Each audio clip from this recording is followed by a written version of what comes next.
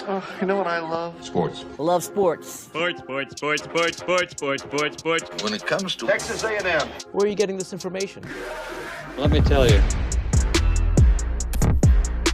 Welcome to TexAgs. It's here.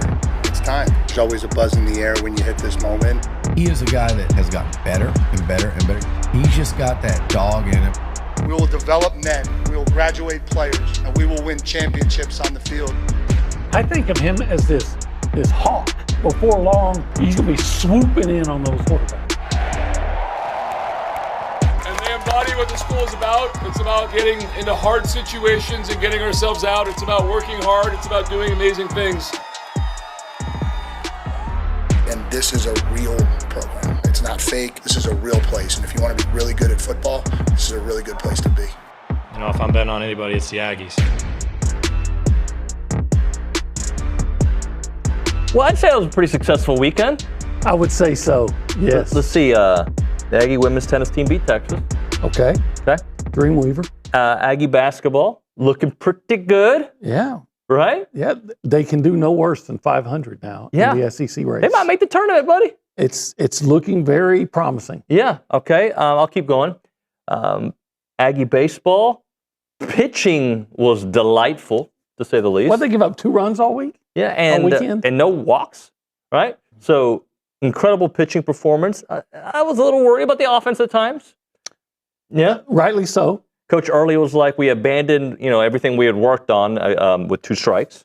I don't think he phrased it with abandon, but he used a word similar to that. And Aggie Hoops has now won 2 straight. So women. The women, too. Well, Aggie women and the Aggie men, yeah. Yeah. Softball, not as great of a weekend. I think the women's won like 3 or 4 or 4 or 5, something like that. Yeah. But my favorite player for the women. Hold on. Fatmata Jana with a double-double. Fats. Yeah. I can't bring myself to do that. It seems rude, even if it does seem rude. Yeah, it does seem rude. Anyway, by the way, is she a big girl? I wouldn't consider her a big girl. Okay. No, and even if she was, I wouldn't say it on the air. Yeah, she's obviously a big, right? You've seen a pregnant woman before. You don't assume she's pregnant. You just stay quiet. You know what? When I lived in Austin, working there, Cedric Golden told me this one woman that everybody liked in the office was pregnant. Mm-hmm. And I went over and congratulated her. She said, "I'm not pregnant." Oh, I looked over there. Cedric's laughing at me. He did it to you? Yeah, punk. Oh, we may have to do that this weekend or this week. We'll talk about that a little bit later. Is Rashawn Agee just stronger than everybody he plays against? I would be really interested to know what he bench presses, right? And I know bench press. I'm not Dennis Francione. I don't think bench press is the end-all, be-all of strength, right? But it is a gauge. But he's so strong. Yeah. And there were times against Oklahoma, he got the ball down low and he just made a power move. And, they were falling down like bowling pins. Yeah. 12 first half points, a couple of 3-pointers. I've told you this before. Tell me again. I am not a big fan of my big guy shooting threes, but that guy can hit some threes. I like my big guy shooting threes if he makes them. If he's Dirk or somebody like that, right? If they make them, I don't care. You can be, I don't know, Shaq. If you make them, I like it. Yeah, okay, that's well said. But he was very instrumental in the win. Yeah, he set the tone. Another double-double. And I will tell you, not a big fan of the way they shot free throws that game. I've seen them better. Yeah. Yeah. But you know what? Hey, they won. They won. 10 or 25, I think it was, from three-point range. Okay. They were good in the first half, right? I think they hit 8, 7 in the first half, I think it was. Yeah, 7. I know they had 1 less than Oklahoma. Yeah. So it was either 8 or 7, Oklahoma had 8, or 8 and Oklahoma had 9, something like that. But 8. But there's a couple reasons I think they won that game. I'm going to give you 2 reasons. Yeah. Okay? There are more than 2 reasons, but two of the main reasons. Ball security on the road. Okay. 5 turnovers, right? Yeah, take that every game. And then defense down the stretch. Defense played really well. They did. I wrote it, and I can't remember what it was now about, what the percentage was for Oklahoma. And they needed to play good defense. You know why? Because A&M made 1 of 10 of their final 10 shots. But there's Agee. I think it was, who was it? Was it Rylan Griffin with the big bucket at the end? Big bucket. Yeah. And then after the review. And then Oklahoma got within one. They were down 9. Got within one. Aggie with a couple free throws. A couple free throws, and then Griffin hit one to clinch it. Yeah, it was. I was worried for a little bit. It was. You know what? It was more stressful than it needed to be. They were the better team all game long, and it was too close of a game. I think Oklahoma led for 9 seconds. Yeah, I remember that. So yeah, it was just, like I said, more stressful than it needed to be. But hey, as long as they get the win. You and I are very similar when it comes to our thoughts at halftime. We have these thoughts, and I was thinking to myself, "This don't look good, bro." Yeah, because Nigel Pack hadn't done anything. Hadn't scored. Their other guy, Trey, is it Jones? I can't remember his last name. He's their number 3 scorer. Yeah, and I don't think he had scored. And it was just like, okay, if they're going to win this game, they're going to have to. And you weren't hitting free throws. Oklahoma had more threes than you, but the points in the paint, A&M again dominating that area. It's another example of when A&M's playing a team that of similar size. You know, they're good in the paint. Yeah, it's when they're just completely overmatched, like they were against Florida, and Florida overmatches everybody. Then it's a problem. It was 16-4 points in the paint in the first half. They ended up winning that battle 32-12. Yeah. There's the game. 32-12. Yeah. Yeah. Very exciting. Glad to get that win. I know Oklahoma's not having a great year, but we saw them beat Vanderbilt just a couple weeks ago, so we know how dangerous they are. And to go on the road, any road win in the SEC is valuable. So now, my thought has always been, if you're 10-8 in the SEC, you're going to get into the NCAA tournament. Now, I may be wrong. Some think they have to win at least 11. I think 10-8 is probably going to get them in. So you're right on the verge with 4 games to go. Can you win 50% of your games left? Oh, if they win 50, if they go 2-4, I don't even think it's a discussion. So let's see. They've got Arkansas Wednesday, Texas, Kentucky, and at LSU. The next 3 are very. LSU plays everybody tight. Well, recently. Arkansas is the best team left. Yeah. And then it's Kentucky. I know they're not a vintage Kentucky team, but it's Kentucky. Weren't they in the top 10 at one point this season? Probably. And then, Texas is dangerous, even though they got beat by Georgia. Yeah. By 9 points by Georgia.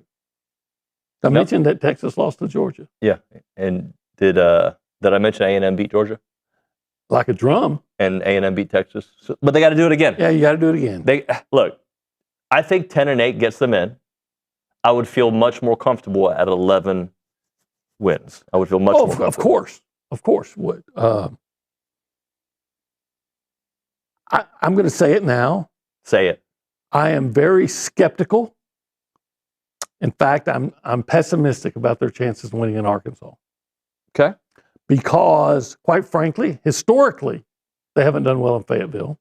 And this is a good Arkansas team. This is an Arkansas team that is so good at home, yet kind of average on the road to below it. Aren't they like 5-6 on the road or something like that? Maybe, but they're really like that'd be a lot of games. One of those losses was the to Alabama when the guy missed a dunk. Yeah. To send it into triple overtime. No, they're really good. But every game after that, Texas, Kentucky, at LSU, okay, let's go. You very, very winnable. Every other one. I think this team has done very well against teams that are similar or quote unquote worse than. I don't know if worse is. There's a logjam with a lot of these teams, right? But A&M has, outside of the Missouri game, in SEC play, A&M has won most of these games against teams that are in the same ballpark.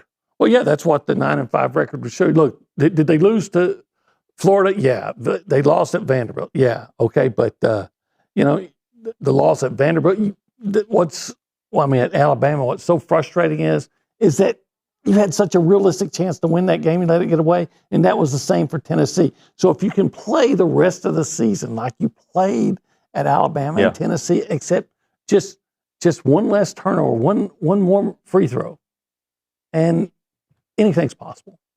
They beat Arkansas, they're in, right? They're in. Yeah. I mean, that if they beat Arkansas, that should be one of those like, hey, there's no more discussion on this. Like I said, Arkansas is really good. I think they're 20th in the net, I think. Okay. If you can pull that road win off, that would be, without a doubt, your biggest win of the year, and it should, so go win it. Solidify. Yeah. Go win it. Hey, I'm rooting for you. Well, look, the first time Gabe Bach put me on the air to be the co-host of the Go Hour, I said, look, I'm always going to tell you the truth as I see it. Uh-huh. So it'd be very disingenuous of me if I was going to, I think they're going to go up to Fayetteville and they're going to go crazy, and Darius Acuff, they're going to lock him down and all those big guys. Okay, Luke. Thank you. There you go. See, I'm going to admit I'm very pessimistic about that, but I am optimistic about every other game. Abolish the selection committee if A&M wins against Arkansas. Just go ahead and give them the 1 seed. I think from now on, I'm just going to call him Abaluk. So those who didn't see it, Luke goes on. He's very proud of this Aggie basketball team, as we all are, but he's definitely very, very proud.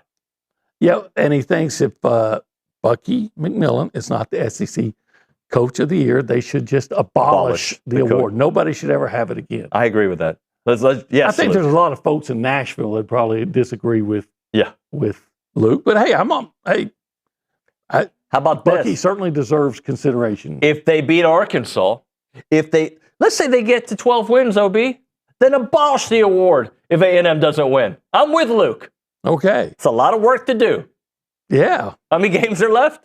4. So win 3 of 4. 3 of 4. They've done that before. Sure they have. They can do it again.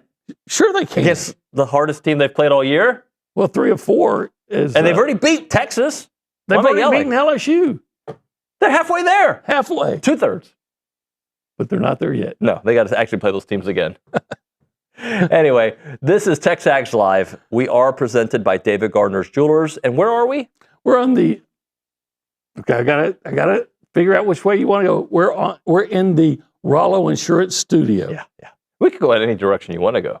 We're also in the Holistic Planning Cool Zone. Well, this area we just chill at. Yeah, because it's cool. It's cool. And I should tell the people about the hour, shouldn't I? Yes, it's the Go Hour. Yeah, you told us that, but you didn't tell us who it was I didn't tell by. us that it was presented by the warehouse. The warehouse at CC Creations. I would have spit it out eventually. I know you would have.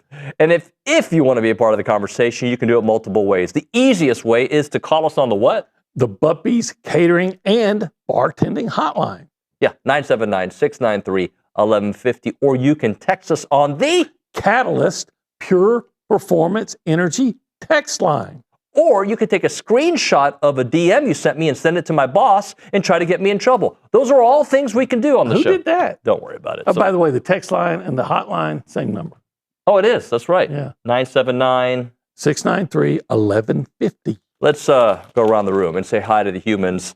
Behind the television glass that's in front of me to my left is Nick Savage. Nick, in the top left corner. Good morning. Play. Good morning. Hey, I got 2 trends for y'all, 2 stats that kind of caught my eye. One about the basketball game. A&M hit 10 3-pointers, right? When they have hit 10 or more 3-pointers in a game this year, they are 13-3. So when that 3-point shot has fallen for them, especially on the road, they've played pretty well. So they needed that one. They got it, and they're looking good. And as for the baseball team, offense, at least the first 2 games, not what you wanted to see. They turned it on Sunday. But the pitching, my goodness, 29 innings. Guess how many walks, OB? None. 0. 0 walks by the entire Aggie pitching staff. So that was really impressive to see from them. OB. Indeed, it was.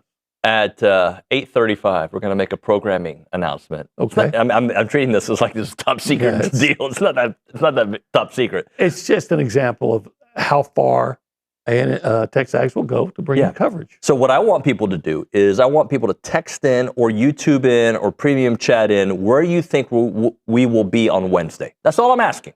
All right? And the person who gets it right Nothing. I just read it on the air, probably. Do we still give away coffee?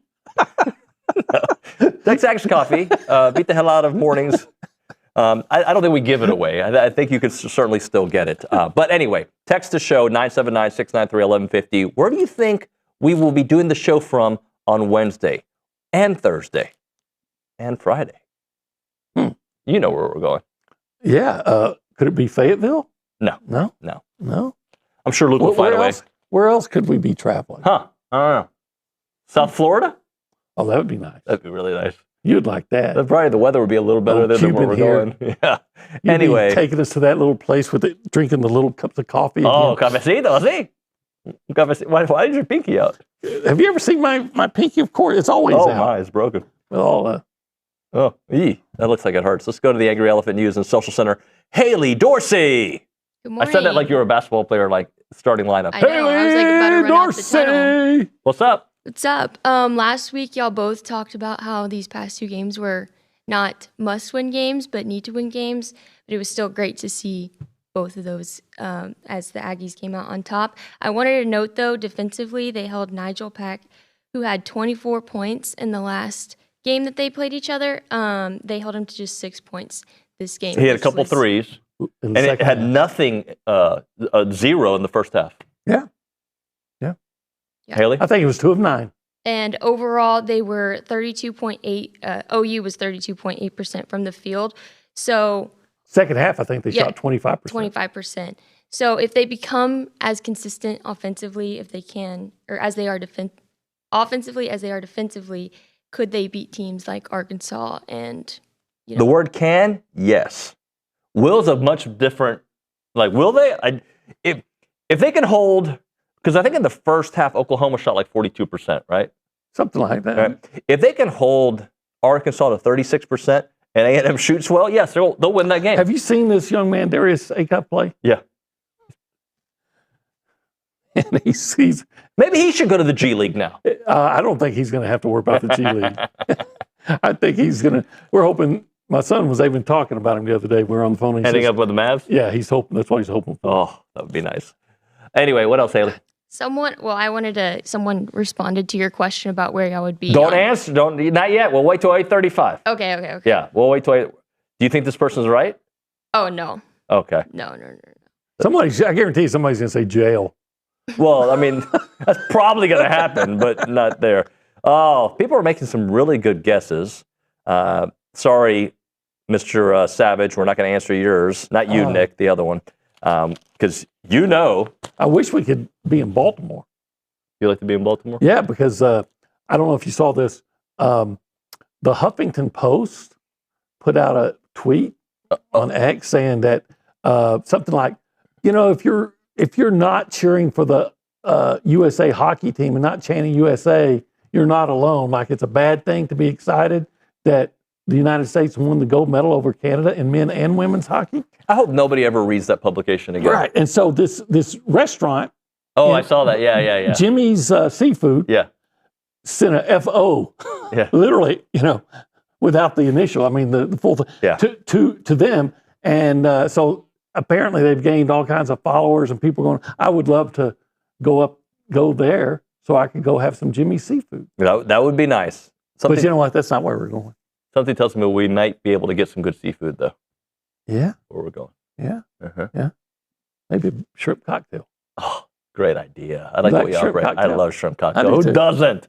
That's my favorite cocktail. Like I went out to a place and they say, hey, we're having a cocktail order hour. And I kept looking for shrimp. There wasn't any. Let's wasn't even a fruit cocktail. Let's transition to meat. Okay. I can't have a meat cocktail.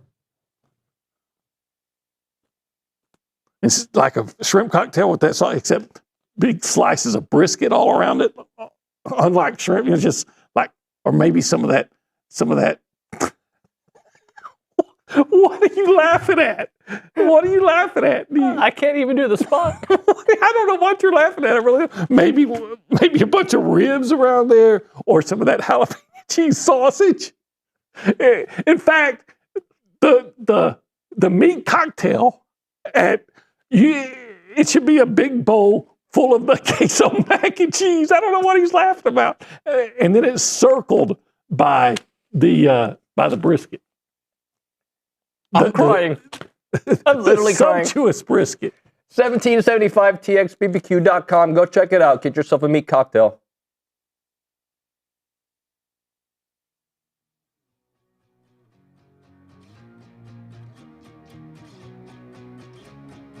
All right, we're talking about Burlebo, the heart of Texas, more than an outdoor lifestyle brand. It's products created with you in mind. Currently, I'm wearing the performance polo, the Texas maroon and gray. If you look into it, you've got the state of Texas in gray, and you also got it in maroon. It's one of their highest, most popular sales that they have there. It is really nice. Comfort and versatility. You can wear it in any situation. Quick drying, fits the size. But Burlebo, they're rooted in tradition, fueled by passion for the outdoors. Designs high-quality apparel that works just as hard as you do. So whether you're hitting a workout, enjoying a day of fishing, or cheering on your favorite college team, their gear is made for the athlete, the outdoorsman, and the everyday adventure. And it's really nice.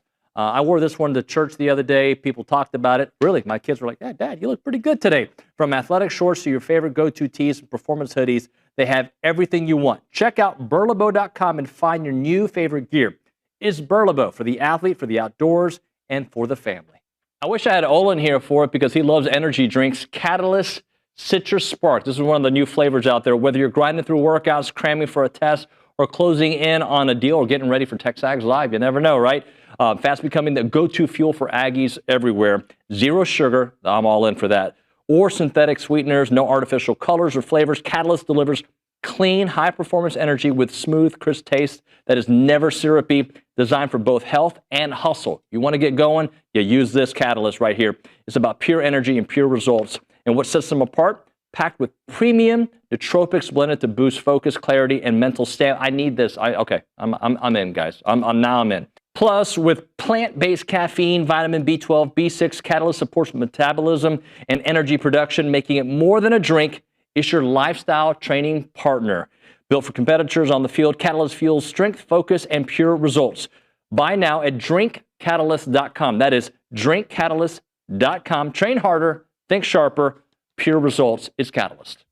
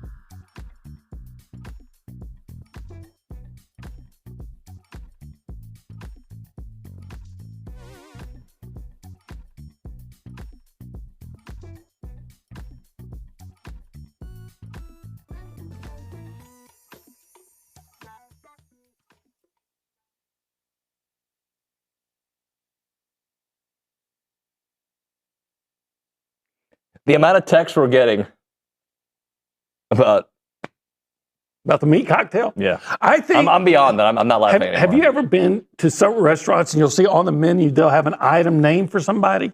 Yeah. Like there's a place in Dallas I like to go, Campese's, right? Oh, Campese's, yeah. And they have the Randy White. There's something there for Randy White. I think it's some toasted ravioli. Anyway, I think 1775 should come up with the OB meat cocktail. And again, it's a big bowl of queso mac and cheese, and it will be lined.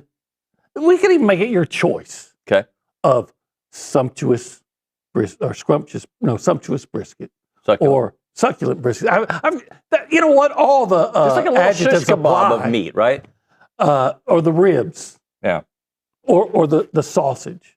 Yeah. The OB's meat cocktail. At 1775. All right, move the forward. Yeah, we're going to move ahead. It's TexAgs Live, presented by David Gardner's Jewelers Rollo Insurance Studio. The turning point of the game. I'm going to tell you the answer. All right. The review and what happened after the review. Okay. To me, that's the turning point. Was what, a minute 50 left, and you really needed that bucket, and you get the review, which the players always say review, right? But they were right. And I think Rylan Griffin immediately after gave you 2 hard points that you needed to get. Yeah. And if you don't get that, I don't know if you win that game. That's probably the right answer. But just to give another, I'll just say the 2 free throws by Aggie, by Rashawn Aggie. I mean, it's a 1-point game, and you're on the road. It's a 1-point game. They've got momentum. Yep.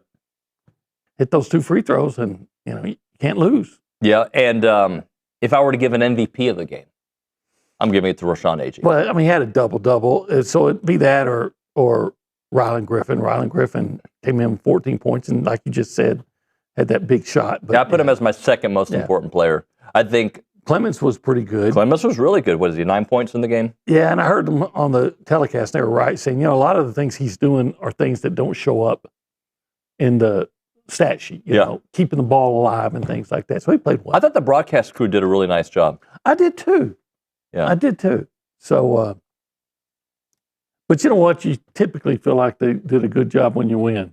Not always. Not always. There's been threads on TexAgs about broadcasters before. Well, some of those, we've lost those games. That's my point. Yeah, you're right. You might be right now that I think about it. But anyway, not only a huge win, it's just the way it feels, right, OB? Like, when you lose 4 in a row and you lose, like, this team is, when you look at how many games have come down to the wire for this team, right? I mean, A&M wins their fair share of these games that come down to the final possession. They've lost a couple, I know, but they've won their fair share. Yeah, they have. And again, you go back to Alabama and, Alabama and SMU and Tennessee, and boy, they were right there too. You're like one play away. And how different are we talking about things if they hit free throws against Tennessee? But maybe the battles that you have to go through early build who you are now, right? To be where they are now, they maybe had to have gone through some of those demons. Maybe. I wish we didn't have to. We didn't have to know, yeah. But, hey, look, I hope Bucky McMillan, Rashawn Aggie, Rylan Griffin, Pop Isaac, Zach Clemens, all those guys go in there and they like Ruben Dominguez, they say, let's show what a dumbass doubting Thomas OB is for saying he's pessimistic about their chances of winning in Fayetteville, and goes out and just drives the Razorbacks and shows everyone how great they are and how and expose my buffoonery. Yeah, by the way, just because you think going on the road in any SEC environment, much less Arkansas, a team that is playing at a very high level, like you have your doubts about it, doesn't mean maybe I'm wrong here. If they won the game, you'd probably be surprised, but you'd be like, okay. I would be thrilled. I'd be as thrilled as I was watching the U.S. hockey team beat Canada 2-1. I was having breakfast and the game was on. And we were like, yeah. Yeah. I went, yeah. Nobody else did. I was surprised. I thought the whole place was going to erupt, but maybe they were too busy with their eggs. Yeah. I think I know where you went. Oh, yeah. Same place you always go? Same place, though. Yeah. Yeah. Another broken leg? Another broken egg. Oh, yeah. Anyway, I am very optimistic about the remainder of the regular season based on riding the ship. When I say optimistic, they're going to do enough to get into the tournament. That's what I'm getting at. And How many wins do you think they need to have? To get I think if they get 10, they're in. Okay. I used to not think that, but I'm starting to think 10 that they're in. Okay. But I think 11 and you feel really good about being in. Okay. I think 10 they're in, and yeah, every one on top of that, of course, that's like going to 1775 and getting the ribs, and then they throw on an extra rib and a pork, and a burnt end and a pork belly. Just throw it in on top of that. Hey, when we come back, let's tell people about what we plan on doing the remainder of the week. Okay. Nobody has texted in the correct answer. Really? Some people have had some really good ideas. We'll read some of them before we tell the people. I'm treating this like top secret, like we're going to the White House. We are not going to the White House. We are not interviewing Donald Trump. I can tell you that. All right? How'd they go with Pate? Huh? Has Pate done that yet? Yeah, he did. Yeah, I think it was out. Yeah, because I know people were talking about it already. I haven't seen it yet, but so we're not doing that. That I can guarantee. All right, and we're not interviewing a former president that I know of. Okay, but I bet if he came to College Station, he'd be on our show. Oh, I agree. Yeah, 100%. But what we are doing is, we'll tell you in the other segment, but we are interviewing people that are important. All right, it's true. Yeah, that's what we're doing on the other side. All right, let's talk a little Rollo Insurance. You know it's the name of the studio. We love the studio, but we love Rollo Insurance. They're my official insurance provider. They are the official insurance provider of this show, TexAgs Live. Jason, Jackson, and the boys, and the girls, right? Yeah, everybody, the whole family. They're amazing. They'll get you the right insurance situation for you and your family, whether it's ranch insurance, car insurance, home insurance. Talk to an expert that is from this community that understands you. They've got 60 offices in the great state of Texas, but their headquarters is on Highway 6 right here in College Station. What you need to do is call them up at 888-44-ROLLO. That is 888-44-ROLLO, or go to rolloinsurance.com/TexAgs. That's rolloinsurance.com/TexAgs.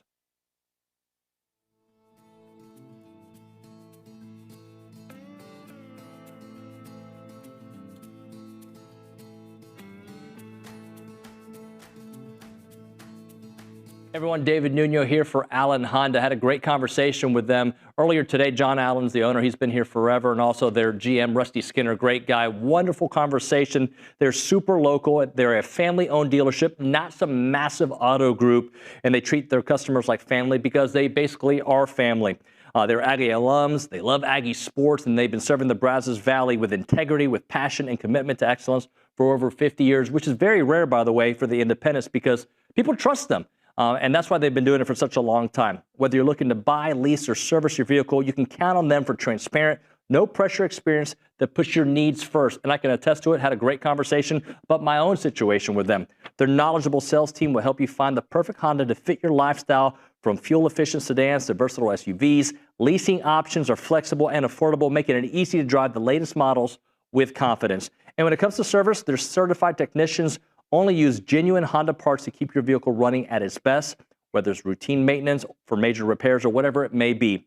And we know that trust isn't given, it is earned, and that's why generations of local drivers right here in the Brazos Valley and Bryan College Station keep coming back to Allen Honda. As part of the community with Aggie spirit in their hearts, they are here to make everyone's visit wonderful. So visit their showroom or their service lane and find friendly, efficient, and memorable situations when you go to Allen Honda. Come see why so many College Station and Bryan drivers choose Allen Honda for their automotive needs, and remember, gig 'em.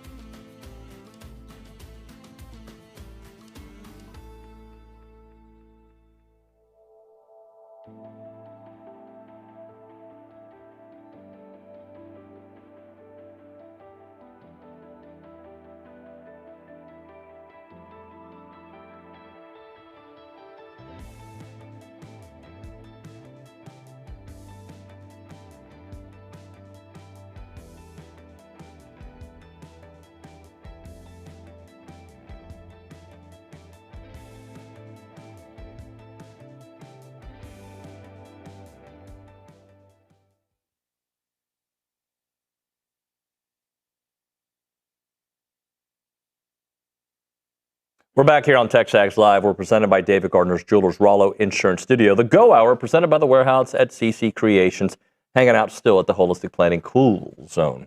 We go to the Angry Elephant News and Social Center. Haley, before we get to where we're going to do the show from this week, let's get an update because we got some big events happening here in College Station. We do. A&M Track and Field kicks off their postseason this weekend with hosting the SEC Indoor Championships from February 26th to February 28th.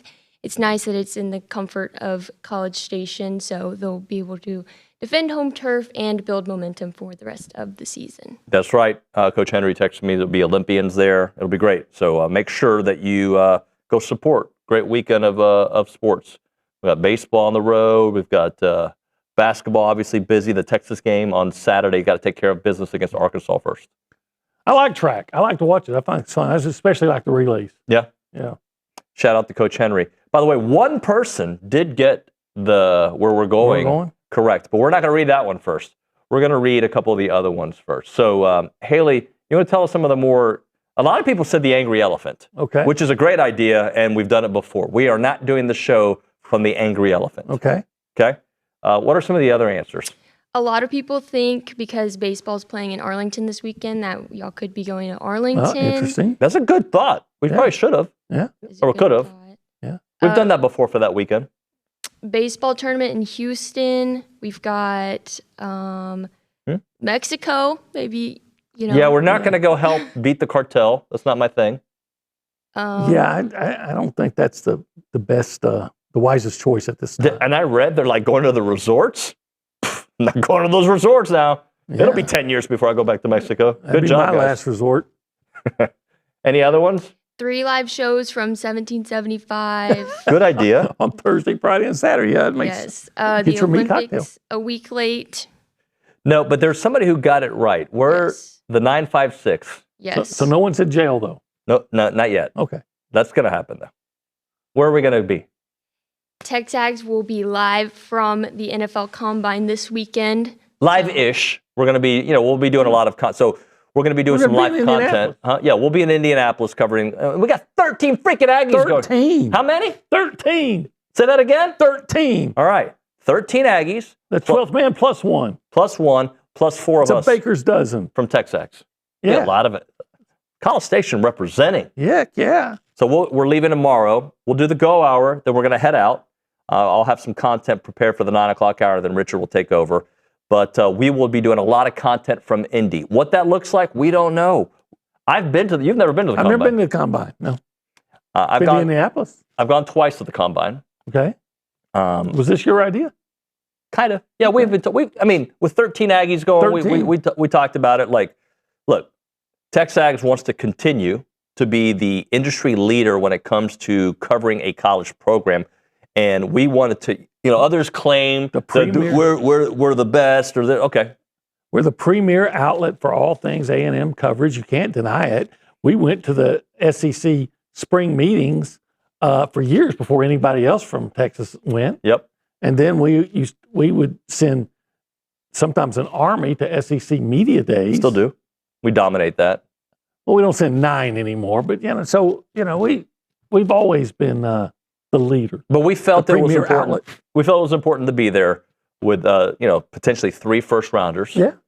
And more and 13. I can remember being the only Texas media at the SEC basketball tournament. We don't follow trends. We set them. Basically, what we're saying is next year expect every other media outlet to do this. They hate us because they ain't us. They come here for show prep. Anyway, they don't have a show. Let's talk a little bit about this Combine that we're going to, okay? So I was this morning just doing a little research for the show, and I came across Matt Miller of ESPN. Okay. He's one of their NFL draft scouts. All right. And when you listen to this clip, he was on with David Pollack, a friend of the show. Yeah. Really good information on this clip. All right. Not the best pronunciations. Okay, I'm looking forward to it. But we're not going to make fun of the pronunciation. No. This is not his team, so I understand. So get past that. Listen to what he is saying about Aggies in the NFL Combine. Here's Matt Miller from ESPN with David Pollack.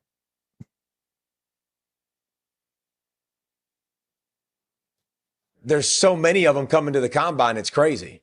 Yeah, I think they have the most this year. I'm excited for Casey Conception, the wide receiver. I think he'll test really well. He's speedy. He's agile. He's got some hop to him. He should do well.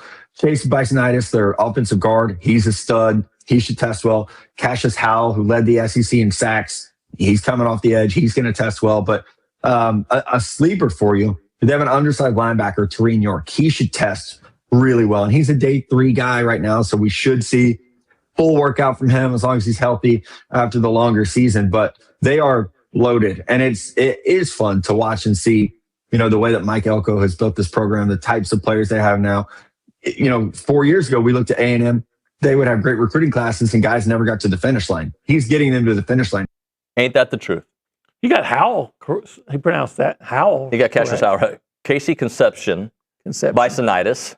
I like that name, though. That sounds like some disease that is prevalent in Buffalo. Yeah. He has bisonitis. I got bisonitis.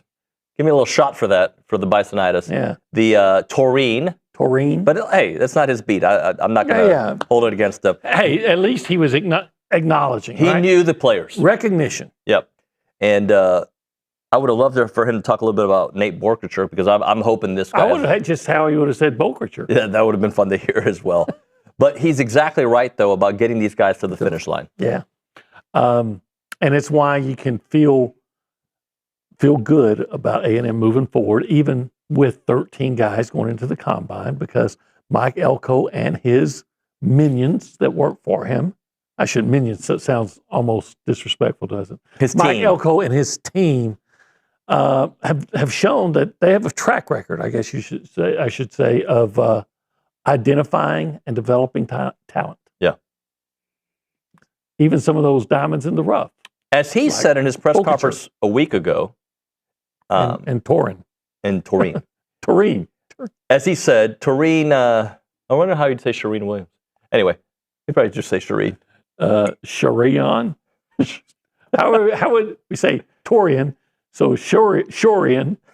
He would get Shireen instead of, never mind, it's not working. Anyway, the plan is, or the goal is, not to have 13 every draft, right? But for this to be what we expect to be amongst the leaders every year of the NFL draft. Yeah, I think, to me, the perfect number is like 6.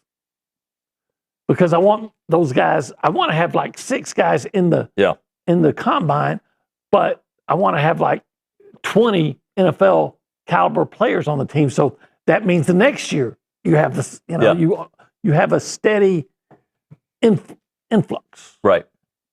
Yeah. But you're maintaining guys too. I want to transition. So we'll do a lot more combine content as the week goes on, and each day because we're going to be there. Well, not only that, we're going to focus on the guys that are at the podiums. Yeah. So I forget who's day 1. Do you remember who's day 1? Every day we have stuff. Well, some of them I didn't look, because when you say day 1, isn't that tomorrow? I think tomorrow is like coaches and GMs. Okay. Wednesday is day 1 of people. I think York goes the first hour. Yeah, he does. Yeah, he does go the first hour. Anyway, Tareen. Josh Pate ranks the top 10 coaches in college football entering the 2026 season. I was a little surprised by his list. Okay. But I'll tell you where Mike Elko is. I always respect Pate's opinion. Mike Elko's at number 10 entering the season. Okay. Top 10 coach. I'll take a top 10 every time.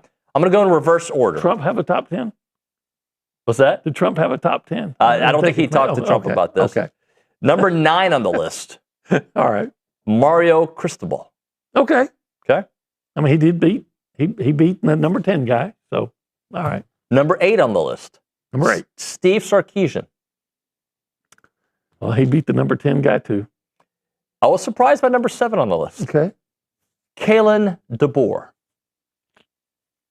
Yeah, I'm kind of surprised by that one myself. He did beat Oklahoma. He won a playoff game. Yeah. Beat Georgia. Yeah. Number 6 on the list. 6. Lane Kiffin. Lane Kiffin. He might have been higher on my list. He's a good coach. He may be a bad guy. Great quote, but he's a good coach. Number 5 on the list. Marcus Freeman. Now, if I were basing it on who beat people last year, A&M lost to Miami, A&M lost to Texas. A&M did beat Marcus Freeman, but Marcus Freeman coming in at number 5. Yeah, I don't mind Marcus Freeman being in the top 10. I think 5's a little high. Yeah. I like Marcus Freeman, though. Yeah, he seems like a good coach, nice guy. Number 4, Dan Lanning. Another guy I think seems to me like he's overrated. Get to the semifinals. Yeah, he's got Nike money behind him, so he can always have a good team, but they always seem to let down. Number 3, and I would have changed this, but Curt Cignetti. Maybe it's based on what he's lost. I guess. I mean, number 3 is not an insult. I mean, No. you're getting the bronze, right? Yeah. But in America, we expect gold. Number 2, Kirby Smart. Number 2, I'm going to be really interested to hear number 1. Who do you think number 1 is? Surely not Day. It's Ryan Day. Yeah, I got to get Josh on the show soon.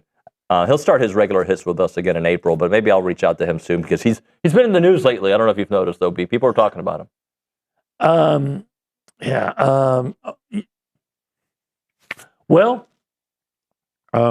Okay. Ryan Day. Ryan Day it is. Yeah. I mean, he does have a national championship.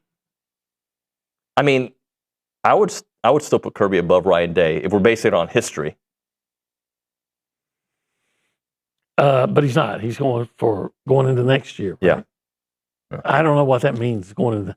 I don't know how you don't put Curt Cignetti number 1. He's been a coach at Indiana 2 years. He's taken Indiana to the playoff, which is amazing in itself. And they won a national championship. How do you not put Curt Cignetti number 1?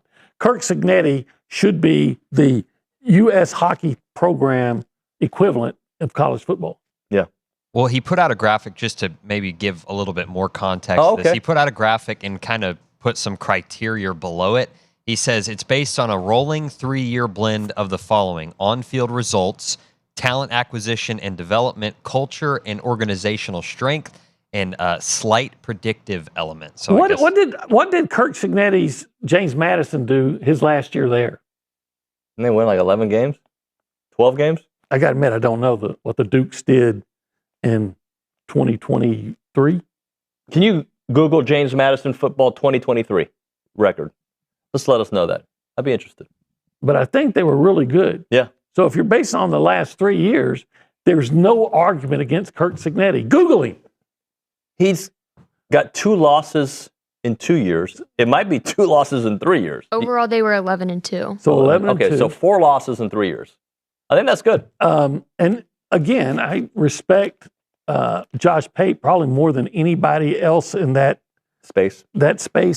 But I'm going to have to say that I don't know how you say Cignetti's not number 1 run. Yep. What else has he got to do? Let's hit a break. Data company, family-owned and licensed insured business that offers HVAC, electrical, plumbing, and generator services, and that's available to you 24/7, 365 all the time. HVAC-wise, they'll take care of your thermostat repairs, refrigerant leaks, furnace failures, and seasonal tune-ups. Plumbing, leak repairs, clogged drains, water heater installation, and maintenance to keep those pipes into top shape. Electrical wiring, outlet repairs, upgrades for safety and efficiency, generators. They'll do the repair, the maintenance, and the installation to make sure that you're ready for any power outage. They serve all of Bryan College Station, Houston, and Austin. Upfront prices with no surprises. Contact the Daily Company right now at 979-2060-2020. That's 979-260-2020.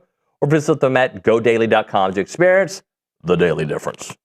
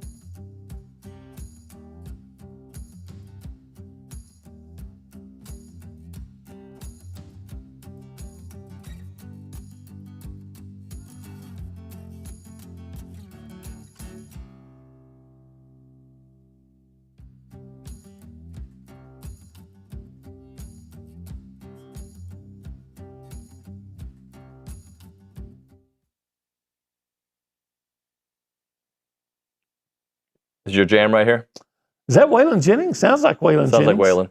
I'm watching the show George Jones and Tammy Wynette? Yeah, the show George and Tammy. Yeah. It's really good. Yeah. I think it's a little bit dramatized. Like it's not really completely what happened, but it's pretty good. It got me a little interested.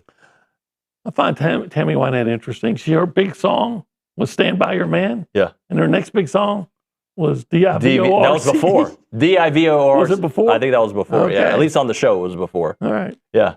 But there's a lot of drama. So she divorced him and then stood by him. No, she divorced. I think George Jones was her third husband, if I remember correctly, and she had 4. How about that? Yeah. Yeah. I'm a big George Jones guy, believe it or not. Listen, it's a true story.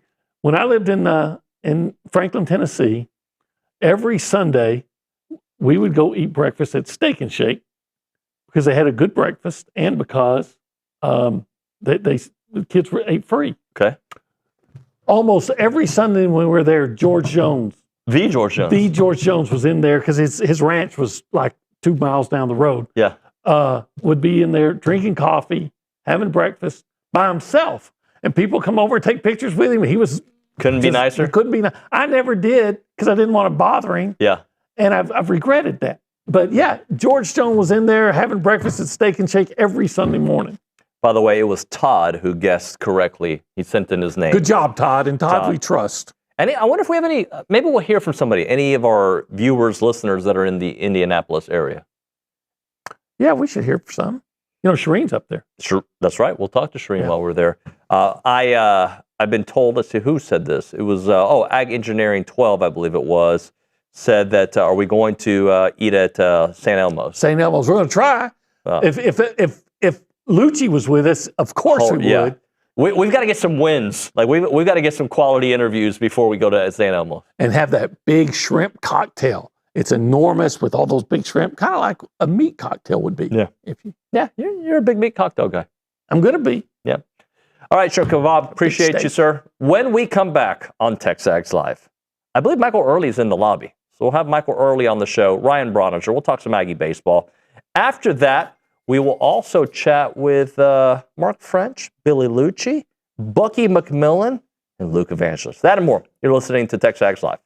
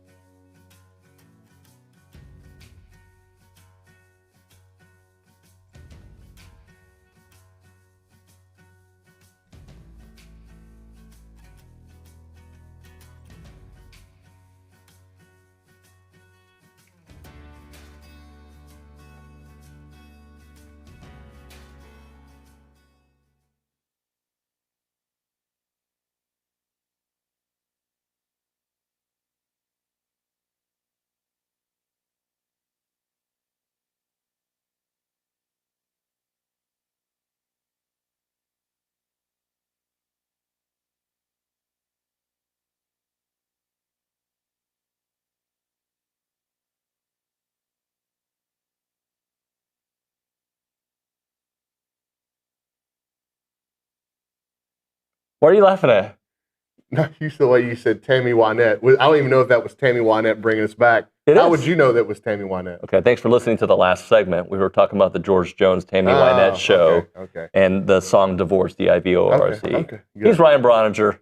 Michael Earley is in studio. Let's talk about your favorite coach, Michael Earley. Yeah, After exactly what he told you during the break. Oh, that was very nice. Yeah, it was very nice. But I don't make it about me. Coach Earley said that David looked great for his age. Surprised that David had a milestone birthday this year. We'll just leave it at that. Yeah, we'll leave it at that. Coach Earley, what do you think about the weekend, man? 3 wins. Yeah. Never a bad thing to win, right? You either win or you lose, and we won, and it was good. I think we had some things to work on after game 2, and I think we did that, and the pitching was outstanding, and you can't ask for a better pitching performance than that. 29 innings, no walks, no hit by pitches, doing really good stuff up there. Allowed us to set the bullpen up the right way. That's why baseball, you play both sides of the ball. I thought we played, fairly clean defense, executed situationally. Look at the game Friday. Game came down to one team didn't execute sack bunts, the other team did. That team happened to be us, and we won the baseball game. So every play matters, and I thought in the end we executed. Hitting is a skill thing, right? You got to do it the right way. But when it came to just fundamental baseball, that's why we won the series. And it felt like a couple of games where maybe last year's club would have struggled to win them. And this was something that you talked about during the offseason, and I like what you said it in the gathered media after one of the games. Like, you either win or you lose. Like, nobody's going to feel sorry for us with guys out. Like, we built squad depth to go play and win, regardless of who's in the lineup. And so I think while Saturday you were frustrated with your club, you've got to be looking at it now going, okay, like, I'm actually pretty happy with how we battled. Oh, absolutely. Yeah, I mean, you could easily just hang your head and give up, and they didn't do that. Mm-hmm. And it is I said there's a lack of commitment. There's not a lack of effort, right? It's just committing to the right thing. Like, no one's going up there not trying. You're going to have a baseball game. Like, baseball's tough, and sometimes when you got 9 guys all having a tough day, it turns out to just looks like a horrendous day for the team. But on the flip side, it was the battle and the compete. Yeah, and I want to talk about we'll talk about the offense in a second, but we got to start with the pitching. You mentioned no walks over the course of the weekend. You got to go back 44 consecutive innings before y'all have issued a base on balls. Was that something that you saw in the preseason where you're like, man, we're going to throw the ball over the plate at an elite level? It's only 5 walks through 7 games. Yeah, I think a ton of credit to JK. I mean, I don't have last year's stats in front of me, but I'm pretty sure we didn't walk a lot of people last year either. I know we didn't. And just how, his teaching in the bullpens and just every little thing he does is about throwing strikes. And they're completely bought into it. I did. They've been throwing strikes. We didn't have a practice where I came out like, we walked too many guys. Like, it just really hasn't been a topic of conversation. And we want it to continue to be that way. But they've been great. I mean, from the bullpens to the scrimmages to the games, they're just executing their pitches, and when they don't, they're right back in there. Well, and Shane and Weston were much sharper this week, and Aiden Sims just built off an opening great weekend with another really good outing yesterday. But like Juan Vargas, man, like you ran him out there on Tuesday against Corpus, and then looked really sharp, and then this weekend I thought he was outstanding, and looks like he's going to be one of your high leverage arms. Yeah, he's really good, and we think, just putting him in those situations, trying to get that bridge to fresh. However we use fresh, he's going to be kind of like a fireman type of guy. It might be the 4th and he goes to the 8th, or it might be the 8th and he finishes the game. So just how many bridge guys can you have in front of him or a guy behind him? We think Juan can be, either one of those. And to flip it to the offense, Friday and Saturday, output-wise, looked the same, but they were very different from your perspective. And I know the perspective, but I want to give you a chance to explain it, why Friday was easier to swallow than Saturday. Yeah, I think Friday was just, I thought those pitchers were really good. Now, doesn't mean we can't be good too. I just think we just had one of those days hitting that was off, right? There wasn't they stuck with the approach. I don't think things fell. I don't think we under-executed. I just don't think we performed well. Saturday, on the flip side, I thought was just a complete lack of execution and commitment to a plan. That's all that was. Yeah. Two different tales. Scoreboard might look the same. I think strikeouts were probably a lot different, but it's just, guys, sometimes players want to do so well that they lose their minds. Yeah. You know what I mean? And like, there's got to be a complete calm focus and confidence when you hit, just because it's so hard. And when you start to panic or press it just starts to bleed throughout the team. It's hitting is such like a momentum thing as a team, and it can catch fire either way. And they responded. I talked to him after the game Sunday. I didn't say a word about it. We just came in, we took batting practice like normal, and the leadership of our guys, like they ran the thing. They did great, and they came out Sunday and did a lot better. Was Saturday the more frustrating issue the chase early in count or the lack of controlling the zone late in count? It was just it was just a really bad day. They just had a day, right? Yeah. I mean, we want to swing at the strikes, take the balls. I think we took the strikes and swung at the balls quite often, or it just wasn't our day. And they came out and they did better when it continued to get better, but that's why you play the whole game, and we played every part of the game, and we finished it when we needed to. I got one more. Yeah, go ahead. Build on that. Sawyer Farr, obviously one of the big storylines of the weekend, as a kid that a lot of promise coming out of high school, was thrust into a starting role last year because of injuries and probably didn't handle it the way he wanted to.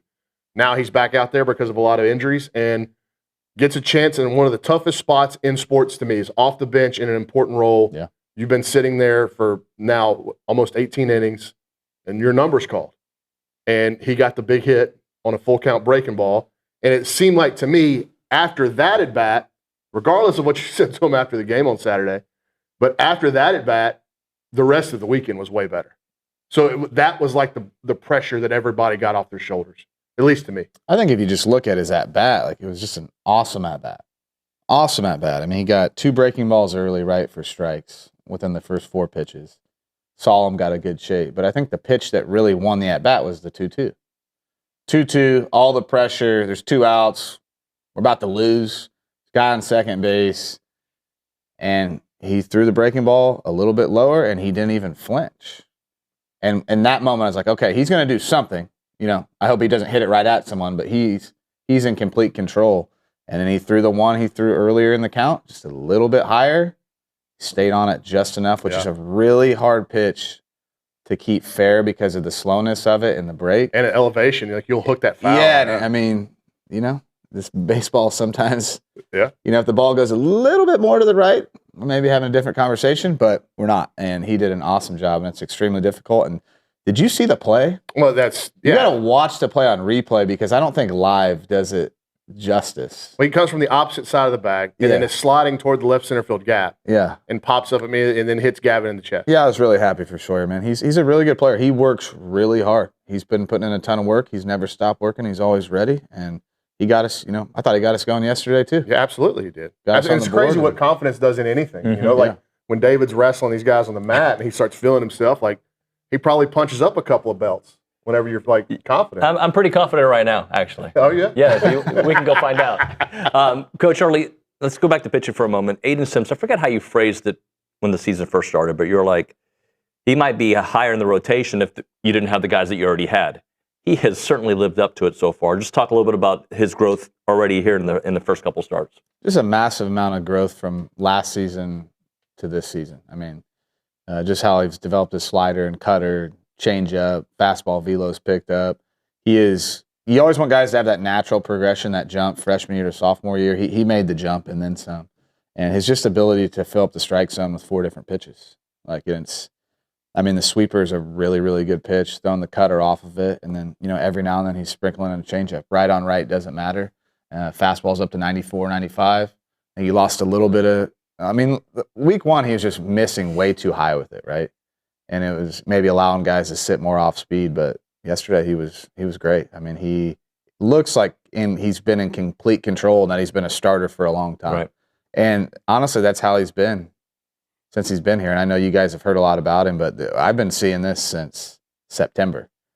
So I'm not surprised at all. We just want to keep him on that track. Well, and the much anticipated return of Josh Stewart, and you throw him out there in a high leverage scenario. I know you talked about that's kind of what we wanted to use him as, but was there any trepidation between you and JK being at his first action in so long and in such a high leverage scenario? No, he's like, what do you got, Stewie? I'm like, he's got to be able to do it. Let's do it. I mean, there's no perfect scenario. Mm-hmm. I mean, think about last year when he got freaking hurt, man. We're on a rain delay. It's like, oh, what a great time. We'll get Stewie because he was missed week 1 because he had a little shoulder tightness. Yeah. Oh, he's got to have more time. He can warm up like a starter. And it's just like, you can't plan it. We don't have time in college baseball to like get your feet wet or whatever. It's like Stewart's pitched before. Stewart's pitched in Omaha. It's been a long time, but I thought if anyone could handle it, it was him. Well, and you're having some managerial decisions kind of fall at your feet early on, which is good for everybody. It's good for the staff. It's good for the players to see how it's all being managed. And I want to go back to the 11th inning on Saturday. Is it leadoff single TK?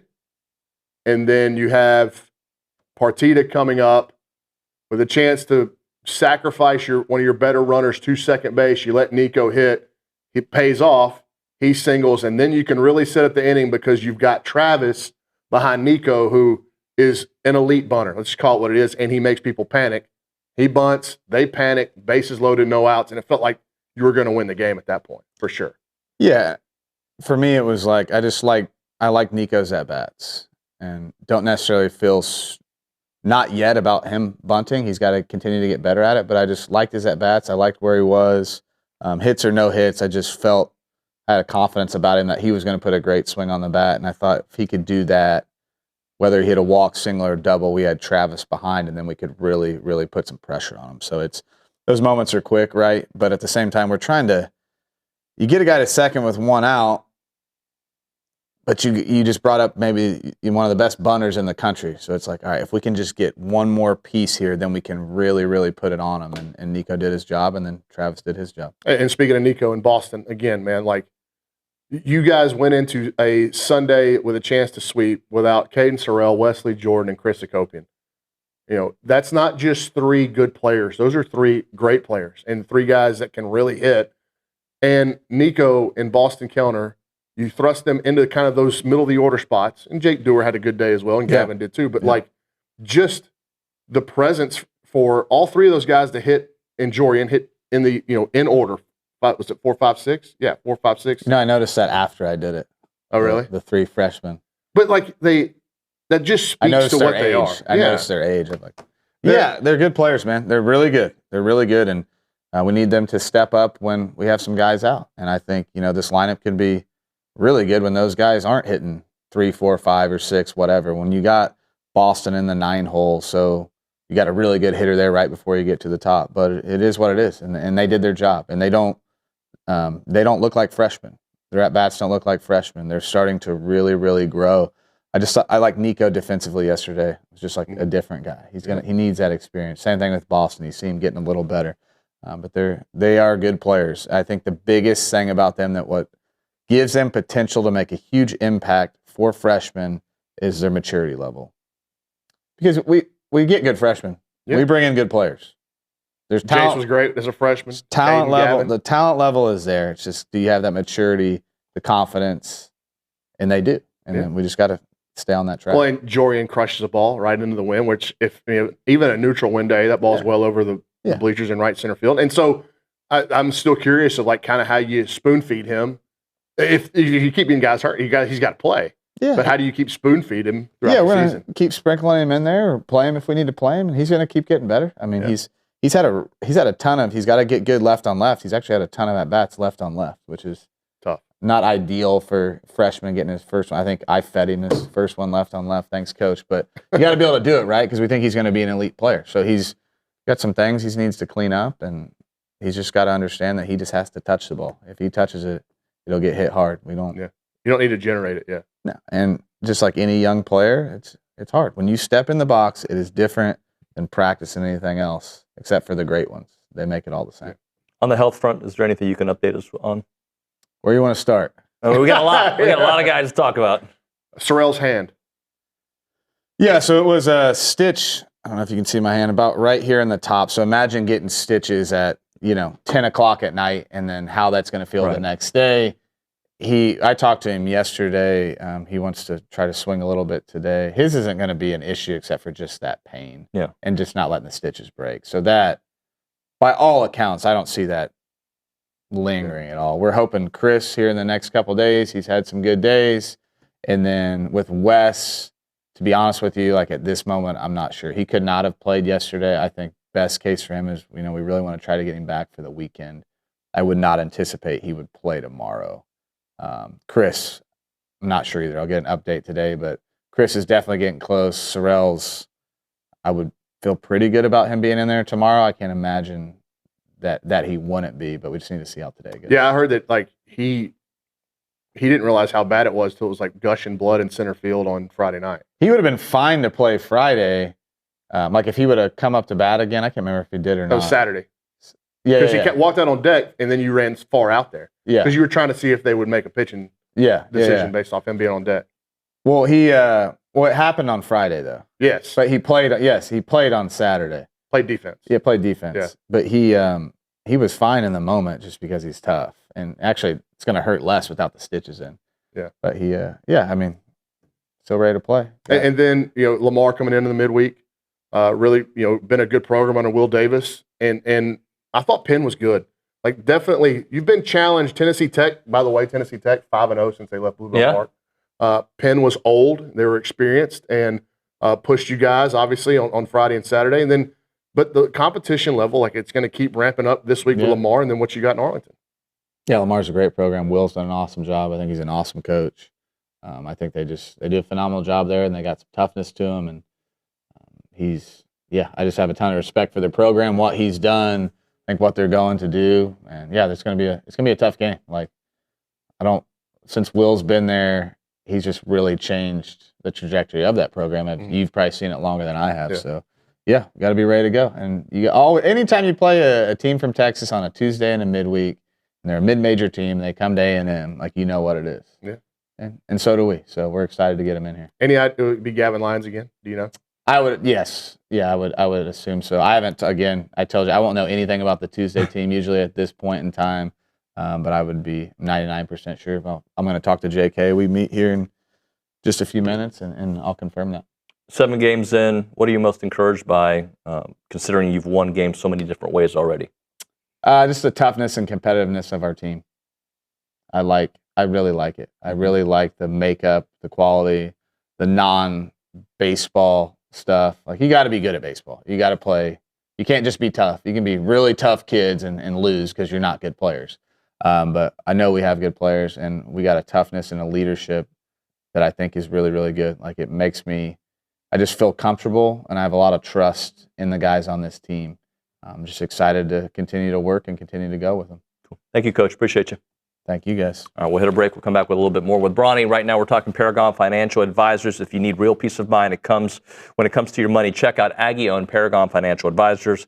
They're an independent fiduciary serving clients all across Texas with no sales pitches, no commissions, just honest financial planning and investment management. And what really sets them apart is the over 9 CFPs, the CFA, and the CPA all on staff. They take their credentials seriously, and they work tirelessly to help you build a future that you can feel good about. Go to paragon-adv.com or give them a call at 979-693-3907 to schedule your free consultation today. It is Paragon Financial Advisors, integrity, expertise, and trust. Paragon Financial Advisors.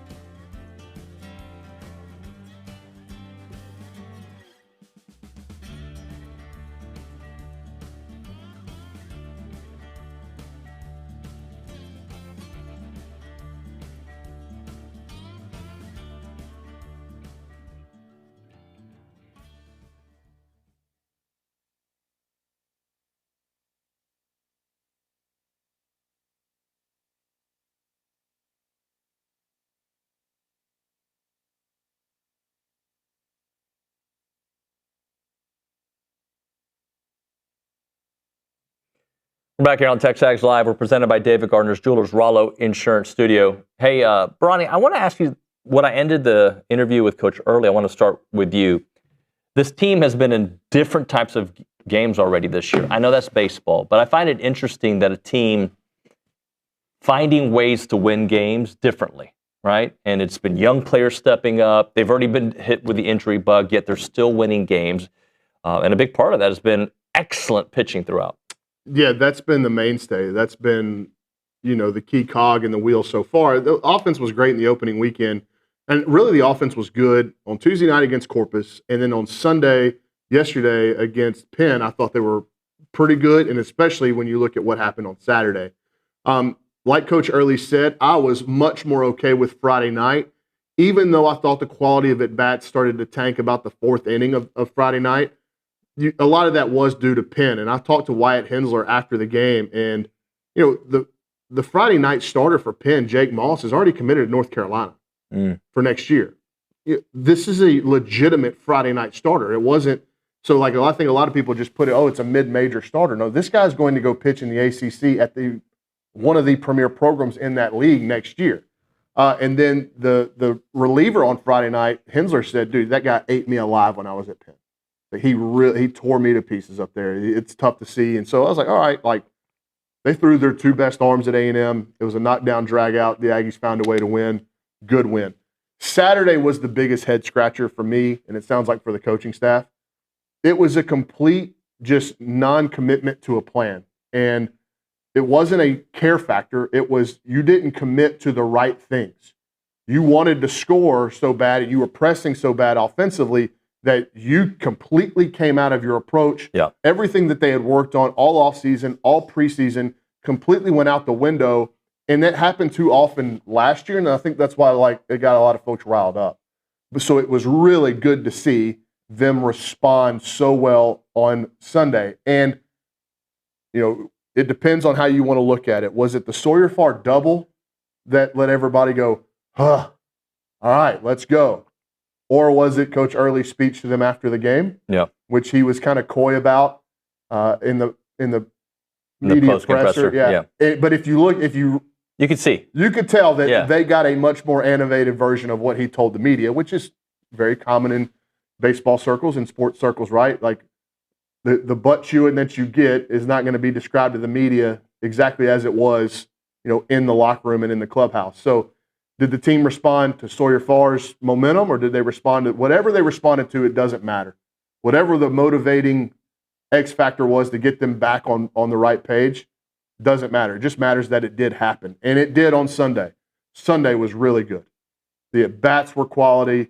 Really tough day to score runs. Jorian Wilson, we talked to Coach Early. I mean, he crushes a ball towards South America, and it stays in the ballpark somehow. That was kind of an indicator to me that the ball wasn't going to travel when you hit it really hard. And then, a couple innings later, Nico Partita just cuts one at 108 miles an hour right through the wind for a home run. But Nico was sensational this weekend and up and down the lineup yesterday. Quality at bats, getting to first base, walks, hit by pitch, competitive with two strikes.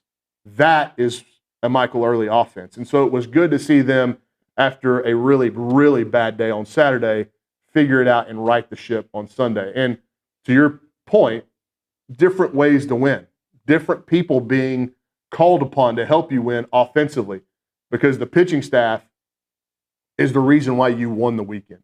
The reason why you swept Penn is because of the pitching staff, bar none. Don't get that twisted at all. It was nice to see the offense respond, but without Sadeo, Moss, Sims, Darden, Vargas, Freshcorn, Stewart, without those guys, you lose. And you might lose 2 out of 3.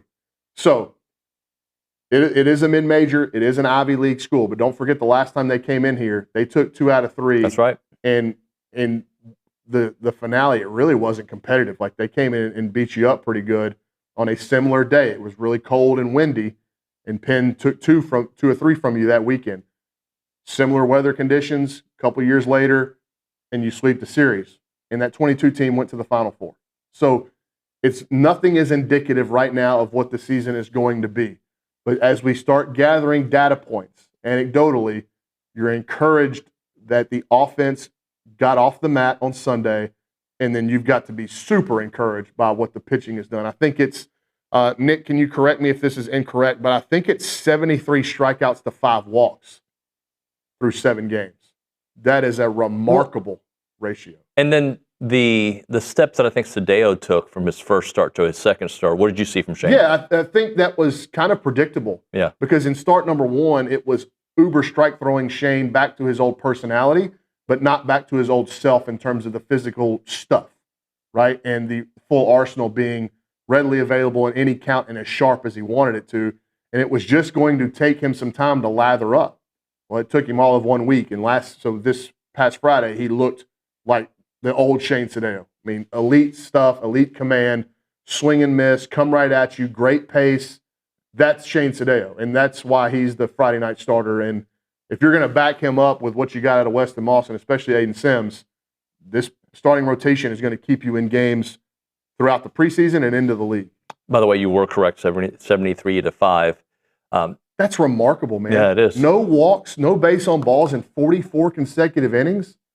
And Coach Earley said up here just a minute ago and said, last year people just, maybe because some of the stuff that happened early in the year in the bullpen, they just threw the pitching completely under the bus. The pitching was pretty good last year. Yeah. And that was with a staff that, they didn't throw hard. The lowest average fastball velocity in the league, and they kept throwing it over the plate, and they weren't great. They were pretty good. They had zero reason for the shortcomings of last year. So Jason Kelly, regardless of what you thought about him coming in from Washington as the head coach, the pitching coach here now, like he's got a pretty good data set forming of what his guys do. And do I anticipate them striking out, the strikeout to walk remaining that crazy all year? No. It'll come back down to earth probably, but I do think that we have enough data now to say they're at least going to compete in the strike zone more often than they're not. They're not scared to throw it over the plate. They're not scared to have the other team swing at it, which goes hand in hand with A&M's defense fielding at like a 985 clip through 7 games. That was a massive point of contention early in the year last year. It got better, but early in the year, the defense was a disaster. The defense has been really, really solid so far. So pitching and defense and timely hitting, that's what wins you baseball games. You can't hang your hat on scoring 7, 8, 9 runs a game. That just doesn't happen. The sport doesn't lend itself to that. You got to pitch, you got to play defense, and then can you get the timely hits? They got a huge timely hit from Sawyer Farr, and the momentum of that carried them throughout the rest of the weekend where you saw them be much more themselves offensively. Still think this team's pretty good, man. Still think this team's pretty good. And whenever you do that without, again, without Caden Sorrell, without Chris Akopian, and without Wesley Jordan yesterday, I don't think people realize, because we haven't seen Chris Akopian play much. We've seen him play in 2 games. Yep. Saturday doesn't happen with Chris Akopian in the lineup. I'm convinced of that. Because you look at his history as a player, he would have broken up all those consecutive bad at-bats. Having him in the middle to settle everything down, he doesn't have bad ones. Like everybody does. Sure.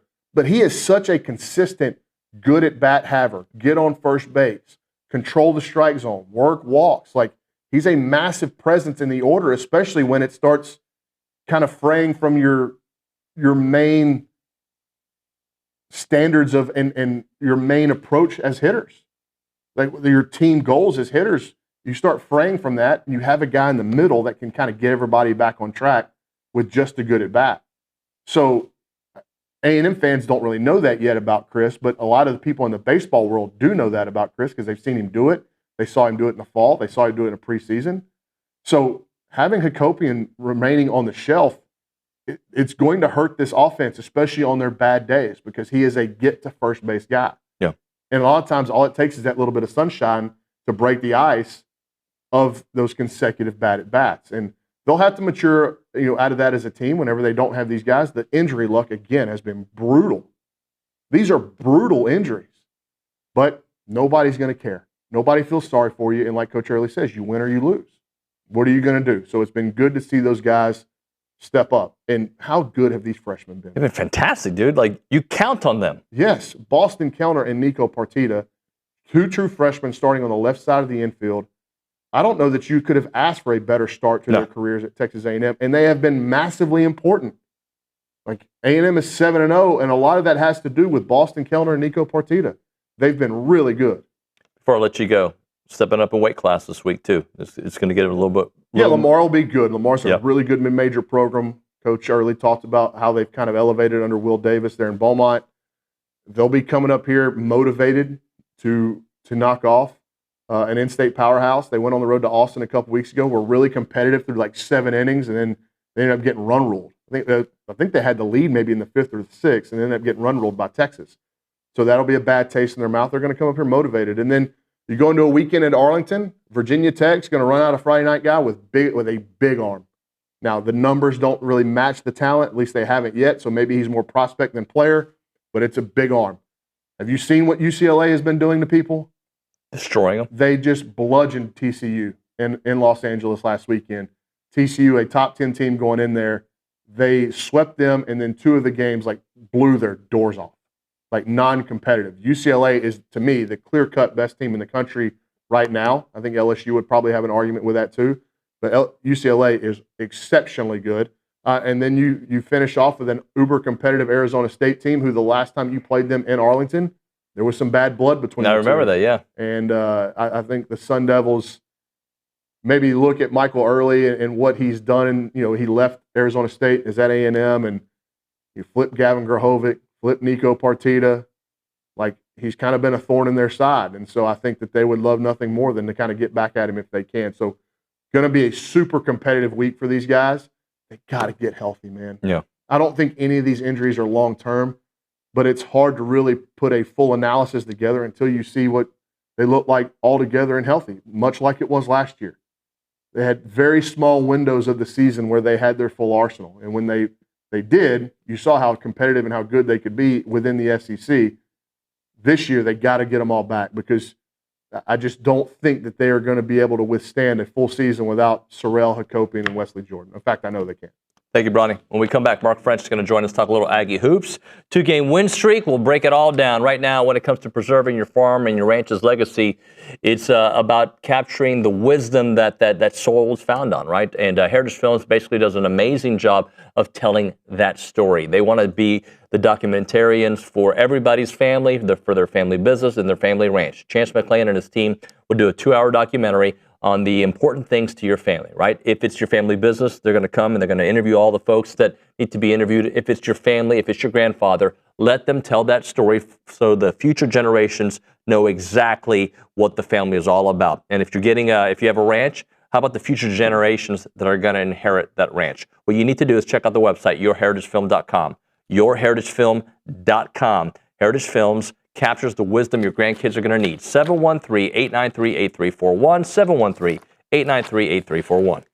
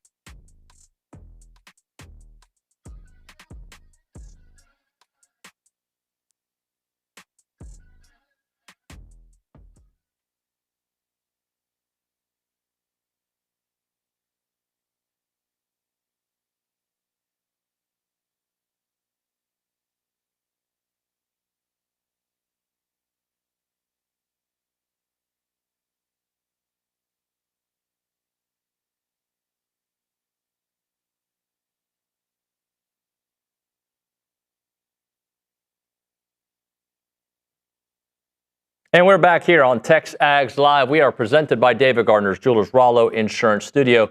Let's go to the Buppy's Catering and Bartending Hotline. Talk to our buddy Mark French, played at A&M. He's one of our basketball analysts. He breaks things down as the Ags have won 2 in a row and some real must-wins. Mark, what's up, buddy? What's going on, guys? Good morning. What a difference a week makes. Certainly getting to this past week's been, very encouraging, and hopefully the tone's a little different today. Sky isn't falling. We're in a great spot. Yeah, they are in a great spot. And what I really was impressed with this past weekend was when the offense escaped them, they found a way for their defense to win the game. So just talk to me about this team's ability at the end of games. Look, they've had some rough ones at the end. They've had some really good ones at the end. But the ones that they have to win outside of the Missouri game, they have found a way to win. Yeah, no, very gutsy week, I would say. That Ole Miss game wasn't looking crazy promising at certain times. And then, obviously going up to OU, I felt like we controlled most of the game. I was watching with my buddy Connor Schwartz. He's a College Station native. But, I just felt like we controlled the whole game, but we never just blew the doors open, right? I was looking at the box score. One thing that jumped out, we only had 2 guys in double figures at OU, and to only score 75 for us, right? Feels like a light night.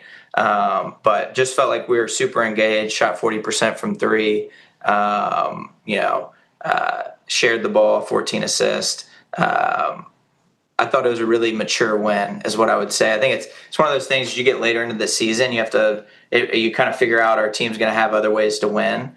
And, I always want to dictate style and pace of play, but I think at a high level going up to Norman and getting the win is huge. And just positioning within the conference, NCAA tournament hopes, all those sorts of things. A very mature win, but to have only 2 guys in double digits and you still, crank out a win. And obviously, a lot of noise up in Norman around Porter, and he was really fighting for it. So overall, yeah, I'm super pleased with Saturday. I love that Bucky admitted that, our NCAA tournament has started now. What do wins like that do for a team that feels good about the trajectory, but they still know that there's work to be done? Yeah, I think it's like it's just like a flywheel, man. You just keep pushing on it, and just the momentum keeps getting more and more. And as you kind of get those wins under your belt, it just feels good, right? And so going and getting the Ole Miss, I think stopping the skid was really important. Again, I think the Missouri loss is the only game that really kind of irks me. But I mean, that's part of it. You're going to have 1 or 2 of those a year, and for them to come back and start stacking bricks again with Ole Miss and now Oklahoma. We talked about it a week ago. How did I end the show? I said, look, let's go win 2 games. You're going to have a showdown in Fayetteville, and that's exactly what's happening. You're going to get the primetime Wednesday night game in Fayetteville that everyone's going to be talking about. Relative to all the midweek games. So I'm very excited, but I think it was a mature, they put together a mature 7 days. And I love that Bucky doesn't hide from it, right? He's like, look, it's time. It's end of February now. So absolutely, each game matters, to get in the tournament, but also for positioning. If we could find a way to sneak into one of the top 4 seeds in the SEC tournament, that also saves you from playing an extra day. So there's all these other variables that you're kind of weighing. So it'd be interesting. Mark, one of the things I find interesting is I look at this team as a team that's going to beat you with speed, tenacity, 3-point shooting, and that's all still true, but oftentimes they're beating you in the paint. And I just don't think of them as a team that beats you in the paint, even though they find a way to do that. Well, of course, when you got Rashawn Agee in the middle, that helps quite a bit. Well, think about this. So Ole Miss, earlier in the week, we out-rebounded them 37-23. Like, that's insane for the size that we lack at times. And part of that's just Rashawn is an absolute beast. And I say that every week, but each game I watch him play, I'm like, man, I wish we could have this guy like in perpetuity forever. Because he just plays so hard, and there's so much will to win and put his body on the line. But he's just a physical specimen, and I think he kind of sets the tone. But yeah, I mean, like, we're kind of doing this without a true center, which is amazing. I think it's a credit to Bucky to, great coaches, just, whether it's football, basketball, baseball, the best coaches, in my opinion, I think you got to have some outline of a system, but you adapt it to whatever the team needs. You're able to coach whatever team you have and pull the best out of them. And I think what Bucky's doing right now is he knows he has a team that can, go score. Certainly we need Ruben and Ryland to continue to shoot the ball well and get back into their grooves. But he knows that's where our weak spot is. If you were scouting us, Nuño, you would say, yep, let's pound them on the boards because they lack size. And I think Bucky's done an unbelievable job of positioning this team mentally and just schematically to kind of curtail any sort of advantage that the other team thinks they have size-wise. I know Ryland Griffin's had some opportunities to win some games for this team, and unfortunately a couple of those times it didn't work out. But I thought what he did at the end of this game this past weekend against Oklahoma was huge. And I think maybe he didn't need it, but I'm sure he used it in a good way. Oh, man, I think he needed it. It's okay to say that. I think he needed to see the ball go through the hoop. Look, I think he played 31 minutes. He had 14 points, but look at the efficiency, right? He was 5 of 10 from the field. He was 3 of 6 from three-point range. He had 5 rebounds. He had 1 assist, 3 steals, 2 blocks. Like 2 offensive rebounds. You're starting to see him fill up some other areas, and I think a good tracker for Ryland is usually I feel like the steals and the blocks and the defensive activity. When he's active over there, it allows him to gain confidence. On the offensive side, and I think continue to play downhill. He's a really good driver and finisher, but sometimes he relies too much on getting going by hitting an outside shot. Would love to see him go, get a dunk here or there to get going, get to the free throw line. But yeah, you mentioned he's had a couple shots to win games, and I think my prediction is that Ryland Griffin's going to hit a game winner or a big shot in a big game in March. And the kid's too talented, and frankly, it's just when you look at the team, they're going to double off of Rashawn. They're going to be keying in on Marcus Hill, and just the law of numbers. It's going to be Ruben and Ryland. This is what the season's going to come down to. Can Ruben, Ryland, and to some extent Zach Clements hit outside shots? Mark, and so the opportunity is going to be there. Mark, last thing for you. When you this Arkansas game, I remember a week ago when you were talking about let's win 2 and set up a huge game. In the back of my mind, I was like, man, that's going to be hard. Right, and it was hard. I mean, but they got it done. If they find a way to beat Arkansas, they're in, right? Like there's no doubt about it. They're a tournament team, right? Like, or am I just crazy here? No, you're not crazy. I think we got to win. I think if you beat Arkansas, yeah, I think you're pretty solidified there as long as you don't have a slip up at LSU. The way I kind of see it is we're 9-5 in conference right now. If you win 2 out of these last 4. You're 11-7 in the SEC with some big wins. You've put together a good resume. Your Ken Palm and all the advanced metrics are kind of working in your favor. I think if you won 1 of the next 3 and then beat LSU, you're in. I think if you want to, firm up some seeding and maybe get into that 7-8 range instead of like a 9-10 range, maybe you need to go win 3 of these last 4. So like beat Arkansas, beat Texas, see what happens against Kentucky, and beat LSU. I think then you're talking about playing for seeding, not just to be in. Mark, great stuff, man. Appreciate your time, buddy. Talk to you next week. All right, guys. Gig 'em. Y'all have a good week. See you, man. Mark French here on TexAgs Live. We'll hit a break. We'll come back with a short segment, find out what's happening on TexAgs today. Right now, Milliken Reserve, a farm-to-table community in College Station. They got homes, they got trails, they got farms.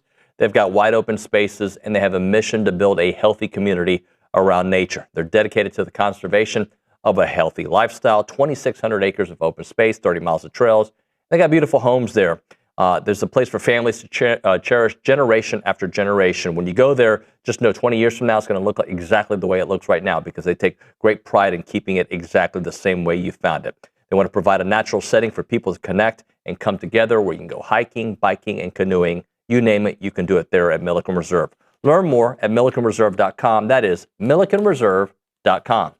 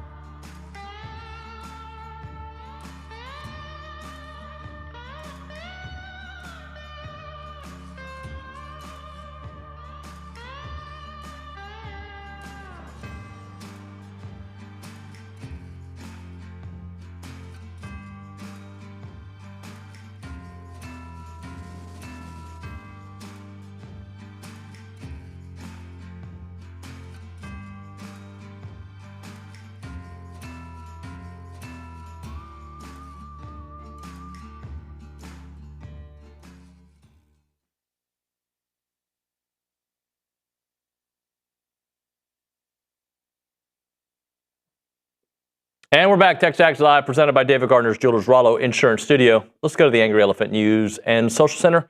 Haley, what's on TexAgs today? We've got a lot on TexAgs today, so if you haven't already become a TexAgs Premium subscriber, make sure to do that. We've got Luke Evangelist recap over men's win against Oklahoma, breaking down the key plays and late game execution, diving deeper into Aggie and Griffin's impact. We also have Kay Nagley's article over women's senior day win, and Pryor talking with her 16-12 double-double game, becoming the first SEC player in 17 years with 3 straight point assist double-doubles. We have a recap of softball's performance at the Marionetta Collegiate Classic, recap of baseball's sweep over Penn with Richard. We've got it all. Later today, we have another article from Richard over baseball moving up to number 23 in the D1 baseball poll, sponsored by Texas Best Home Loans.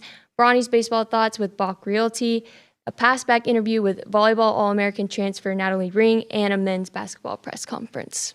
Excellent stuff, Haley. Good job. All right, we'll hit a break here. When we come back on TexAgs Live, Bucky McMillan going to join us around 10:10 or so. Luke Evangelist will come in. We'll chit-chat a little basketball. Billy Liucci will be in here. Got a lot to talk about. The Combine. We've got basketball, baseball, you name it. You're listening to the world-famous TexAgs Live, presented by David Gardner's Jewelers in the Rollo Insurance Studio.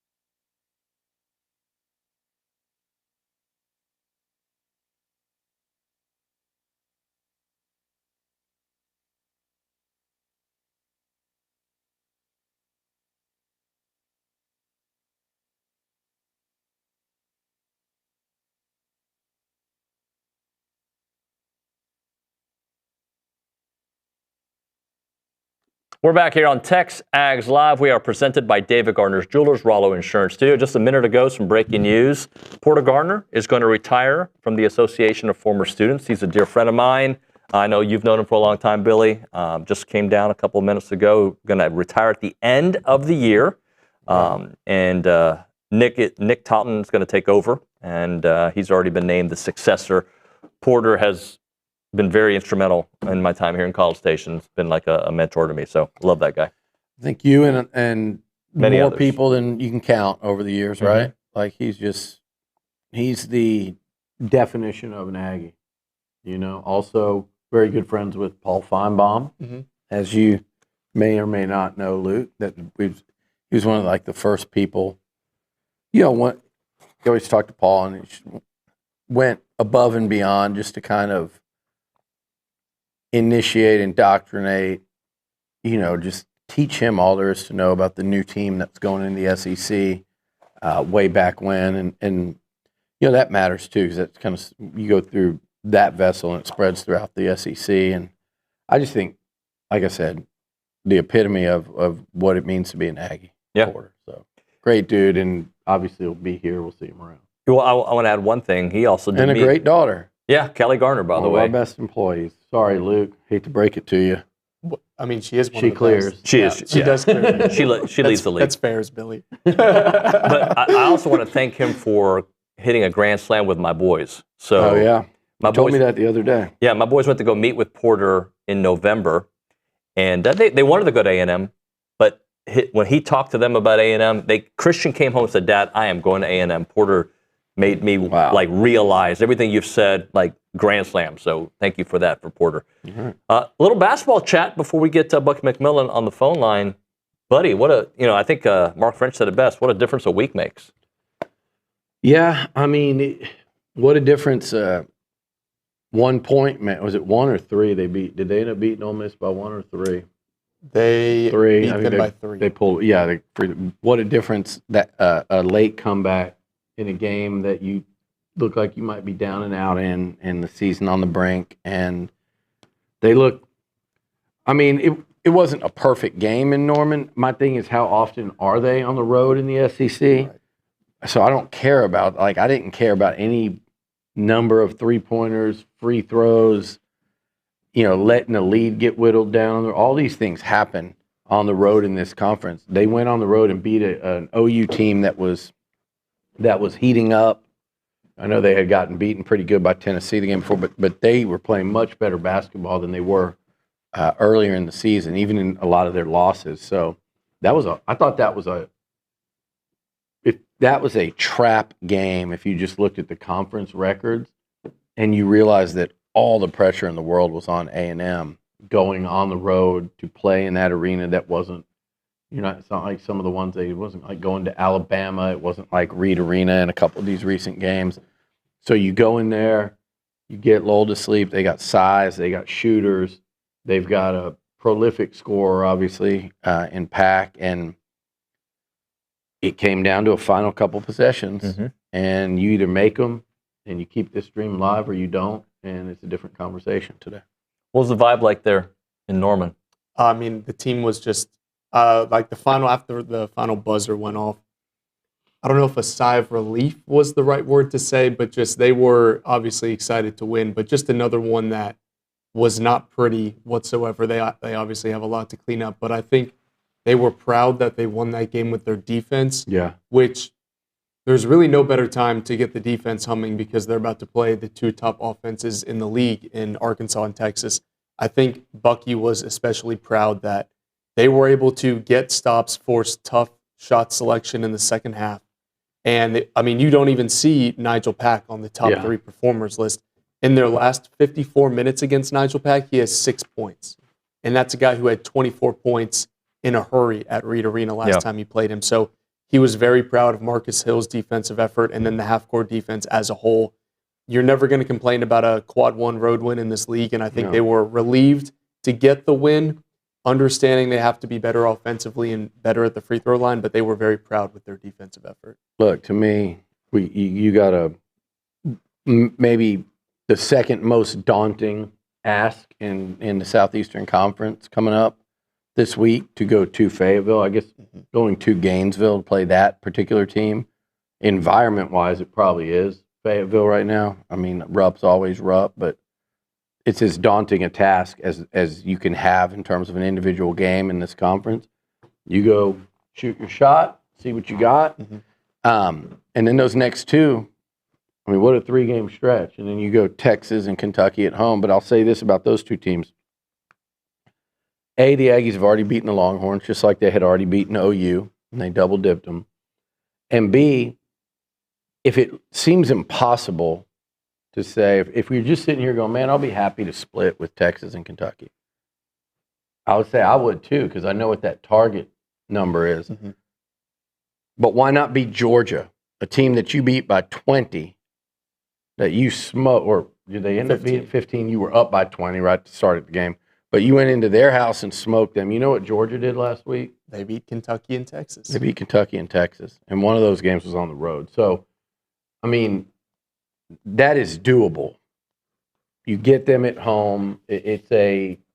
Obviously it's a season deciding stretch here. I do think they can get in with 10 conference wins, but get to 11 and erase all doubt. Right. Get to 11, and I don't think they go to Nashville with anyone even considering them not in the tournament. Yeah, and that's very. My point of saying that is because of these last two games and just handling business, no matter how tough it was.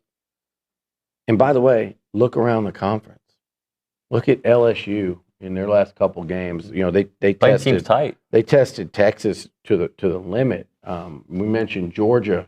Look at Vandy. I heard, was it you guys this morning? We're talking about Vandy and Nashville. Like, that's fine, but who's got the better conference record right now? Vandy has been really up and down and all over the place lately. So, I mean, my point is, you get teams that beat Vandy. You know, you get every game is tough right now. So to beat Ole Miss and OU in the last week, it not only was a season saver, we might look back on it and say that last 10 minutes against Ole Miss was a season turner because you'd lost 4 in a row. Now you've won 2 in a row, and who knows how you're going to finish. By the way, that Forsyth player, I kind of like him on the floor. What happened with him and Aggie? I didn't understand was it just... They were just jawing. Okay. Typical Rashawn Aggie, yeah. You know, getting a little chatty with his opponent. He says he loves to, you know, just talk with them, ask them how they're doing throughout the course of a game. Dude, he's unstoppable in the paint, though, isn't he? He really is, and that had to be the key for Oklahoma, was how could they slow down Aggie, and they couldn't. Ultimately, that's why A&M won the game, is because Aggie had 10 points in the first half, and he's stepping out and hitting threes, and just completely opened things up for him. Because even when he's pump faking, he's now allowed to be a passer out on the perimeter. So he's such a good passer. He's obviously the most important player on the team. But when he starts off the game hitting 2 threes, it's going to be a great offensive night for him because he's now opening up the entire floor. I think in Clemens is different, but when one of those two guys hits coupled from range early, I really like A&M's chances. Now, especially Aggie, though, because of who's guarding him. But those two have been, like, if you would have told me raise your hand if you're anybody. We all know, and Luke, you covered it, and I know who you were fired up about, and you know who I was fired up about, and every fan. It's the guys you've heard of. It's the guys that, you know, like Mbako and Pop Isaacs and Rylan Griffin. You know, when you go look at his, oh, man, he started at Alabama on the Final Four team. Oh, man, okay, he's from Kansas. You know, like, those were the ones that everybody get all stirred up about. And so when guys like Clemens and Agee are doing what they're doing, I mean, raise your hand if you expected those two to be that significant of a pair of additions. But what I love about this team is one game, like in Austin, it might be, okay, it's Rylan, your star player, but then here comes Vincent out of nowhere. Yeah. And you know, sometimes it's Ali Diba, who I think was the last one added. Was he the last one added? What do you mean the last one? Last transfer added. Oh, yeah, the last guy added. You know, like, team, I mean, it's just, you don't know. And early in the year, it was Jakari Lane. He had a huge N1 in this one. Lately, it's been Marcus Hill. It is a true team effort, and they just kind of each game figured out however they have to. And that's a testament to Bucky and that coaching staff. Let's hit a break here because Bucky wants us to call him at 10:15, so we'll do a segment here with Bucky McMillan in a moment. Right now, a moment for Caldwell Country Chevrolet, Highway 21 in Caldwell, online at CaldwellCountryChevrolet.com. Your trade-in has got value at Caldwell Country Chevrolet. They're ready to put that equity to work for you. Their pre-inventory moves fast, which means that they're always looking for quality vehicles to add to their lot. Bring what you've got, and they've got an experienced sales team that's going to show you what it's worth. With decades of combined experience, they know how to structure a deal to make sense for you. And don't forget, every purchase does come with that free oil change for life as long as you own that vehicle. There's no gimmicks at Caldwell Country Chevrolet, just good people doing good work. Remember, it's about a 15-minute drive, the edge of Bryan to the beginnings of Caldwell. Short conversation away, but you'll see the difference when you step on the lot and do business with the great people at Caldwell Country Chevrolet. Highway 21 in Caldwell, online, CaldwellCountryChevrolet.com.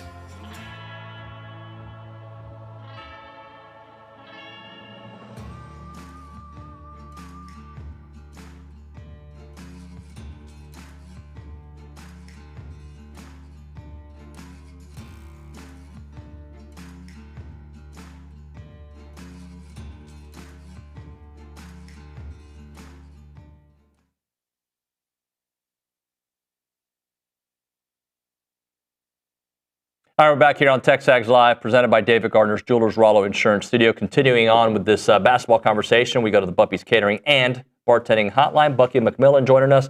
Talk about 2 wins over the last week. Bucky, good morning, sir. How are you? Yeah, can y'all hear me? Yes, sir. So a week ago when we spoke to you, you didn't sound like you were panicked. You knew what was ahead. Just kind of fast forward through the week and your thoughts after riding the ship, getting 2 more wins, and setting up a huge showdown with Arkansas. Well, I told you, y'all knew we went through a tough schedule there. I mean, we played a lot of teams on the road that were really good. And, we played good even in some of the losses at Alabama. Missouri game could have gone either way. And then we had some games here at home versus Ole Miss, who played great in the game that we needed to really play well and find a way to win. We didn't play our best, but we found a way. And I thought we played really good at Oklahoma. So, we're right there, a game out of second place now. So this Arkansas game is one of those teams that's ahead of us. Not an easy place to play, but we got a great opportunity right here in front of us to climb up in the SEC standings. Coach, first of all, good to see you in Norman. While over these last couple weeks, you've kind of noticed that you had to change up the rest, change up the practice schedule, and I think it worked well for you this last week. Y'all looked fresh in the final 5 minutes against Ole Miss. You looked fresh in the second half against Oklahoma. Do you plan on continuing to kind of give them less time on the court, more walkthroughs to kind of help them get their legs back for this stretch run? Yeah, great question. I think we were dead at Vandy, and I know that it's not easy when you have that late game on on Wednesday, and you got to play early on Saturday on the road. But we just, when some of our guys, some of our toughest players are saying, Coach, I can't feel my legs right now. That means I got to look deep to figure out how we can get that back. Because in the SEC, when obviously we're not, as we know, the tallest or have the most weight, we dang sure can't come in there and not have our battery fully charged. So we're going to kind of take the same mindset, which is, hey, we'll go hard the day before a game, really short, but 2 days out, we're going pretty light. The biggest thing now this time of year, it's going to become you'll see it more and more as the season goes along, more of a player's game. And what I mean by that is not many gimmicks. Everybody kind of knows what everybody does. So our players got to be fresh. They can play their best basketball. That's what I'm going to make sure they are. Speaking of playing your best basketball, Bucky, you mentioned the Vandy game and just how they were, I think even just watching it on TV early in the game, you could tell just not themselves. Outside of that, though, at Tennessee, at Bama, at Oklahoma this week, at Texas, going all the way back to kind of where that little season-turning stretch, I felt like, Florida State, Pitt, even SMU, where you played well for, right there till the very end. What is it about this team? They always say, like, defense travels in football or any sport, really, but what is traveling with you guys? What is it that has you playing so well away from home? Well, I think you said it. I think defense matters, and I think confidence matters. Mm-hmm. And speaking of that Florida State game, you look at Florida State, they've been playing pretty dang good lately. Yeah. I mean, they've been moving up, beating a lot of teams, so they're a capable team, and that win looks better and better. But I think our defense is right now in SEC play the top 4 defense in the league.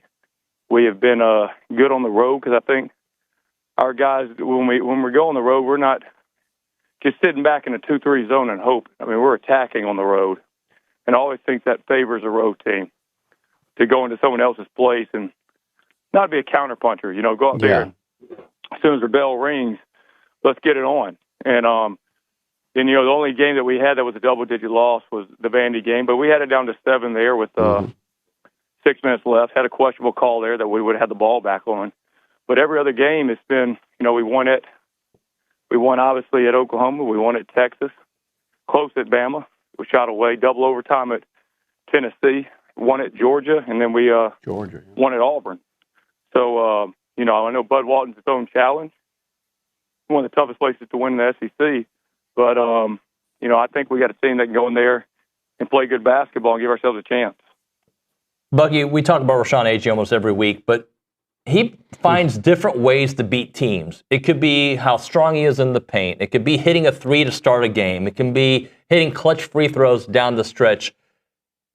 I know the answer, but just how valuable is he on the court, off the court, and the different ways he beats you? Well, you said it both. We talk about, like I mentioned, you got to have confidence when you play. He's very confident. And he's somebody that, even though he is undersized in games, you can tell he's the alpha out there on that floor. Like, he's not backing down from anybody. And, you saw last game, I mean, not the highest percentage free throw shooter on our team, but nobody I would have rather wanted at that line than Rashawn Agee to knock down those free throws to ice the game. That's the kind of player he is. Bucky, I just every week want to talk. I feel like I end up coming in here, even going back to earlier than that, but we talked about it after the Vandy game. Marcus Hill, and also containing Nigel Pack again. I wouldn't say for the second game in a row, but for like the three halves in a row, totally shutting him down, and the role Marcus played in that, and then also again just. I know he was banged up early in the season, but just his emergence as such a trusted weapon for you guys on both ends, even. Yeah. Hey guys, could you hear me? Yeah. Sorry, broke up half a second. No, Marcus Hill has been he's just like he's a Chicago kid, and one thing about Chicago, people say hey, you got to have some players from a big city on your team regardless. Why is that? Because they got that dog in them. Why do they have that dog in them? Because they grew up playing pickup, right? If you go to the gyms in Chicago, you'll go to a gym, there's going to be 60 people in there with 10 people playing. And if you lose, your team loses, you're sitting out for about an hour and a half before you can get back in the game. Yeah. That's how it is. Kind of like they're not jumping. they're not jumping on trampolines and dribbling through cones and doing a backflip and shooting a layup that you see a lot of these trainers have players doing. It's just bone-on-bone pickup, and if you lose, you sit down for an hour and a half. And therefore, a lot of the players in those areas have a competitive edge to them because they had to grow up learning how to win and learning what wins. And that's how you stay on the floor. And so Marcus is that guy, and that's why even though late in the game, offensively, he was okay, wasn't great, but I couldn't take him off that floor because I knew how competitive he was, and I knew he would know what it took to win on the defensive end. And that's what he brings. That's what Rashawn brings. And I know when we go to Bud Walton, like they're going to be there to win. They're not there just to get some exercise, right? Yeah. I mean, they're not there to look pretty. They're there like hungry dogs.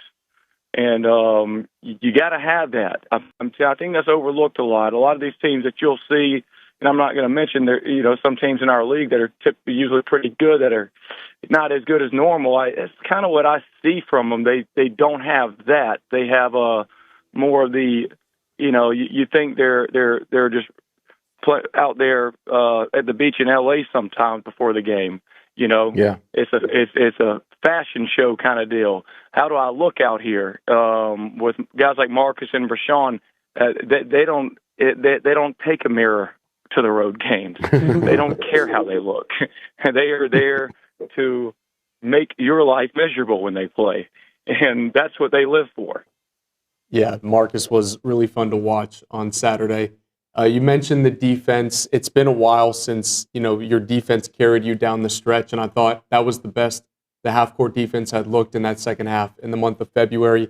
How crucial is it to get this thing rolling again on the defensive end of the ball when you look at the challenges that Arkansas and Texas are going to present, being the top two offenses on Ken Palm in the league? You look at Darius Acuff, Tremont Mark, some of these guards you're going to have to play over this week, and you've got a guy like Marcus Hill who just shut down Nigel Pack.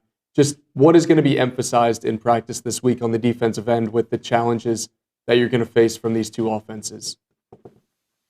Yeah, great question. So I think that I told our players kind of what I alluded to earlier. Like, guys, we're going to have you in the right stuff, but, this is a player's game. And what I mean by that is you got to win your dang matchup.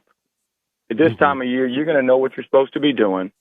But let's just take this to old school basketball. Either you're going to stop the guy that's in front of you, you're not. You're going to get the loose ball when it's you and that guy, you're not. You're going to get the rebound when it's you and that guy next year, you're not. You're going to finish through their contact, or you're not. Now you're saying, well, dang, Coach, sounds like you're deferring it to the players. Well, I've just been real. I was a player. And I've just lived this too long at this time of year. You got to give the players confidence they can do it, put them in great spots. But I just want our players to know that and take that personal. And I thought they did versus Oklahoma. They did because, at the end of the day, Michael Jordan, sure, he was in a good system for him. They had the triangle offense going and all that.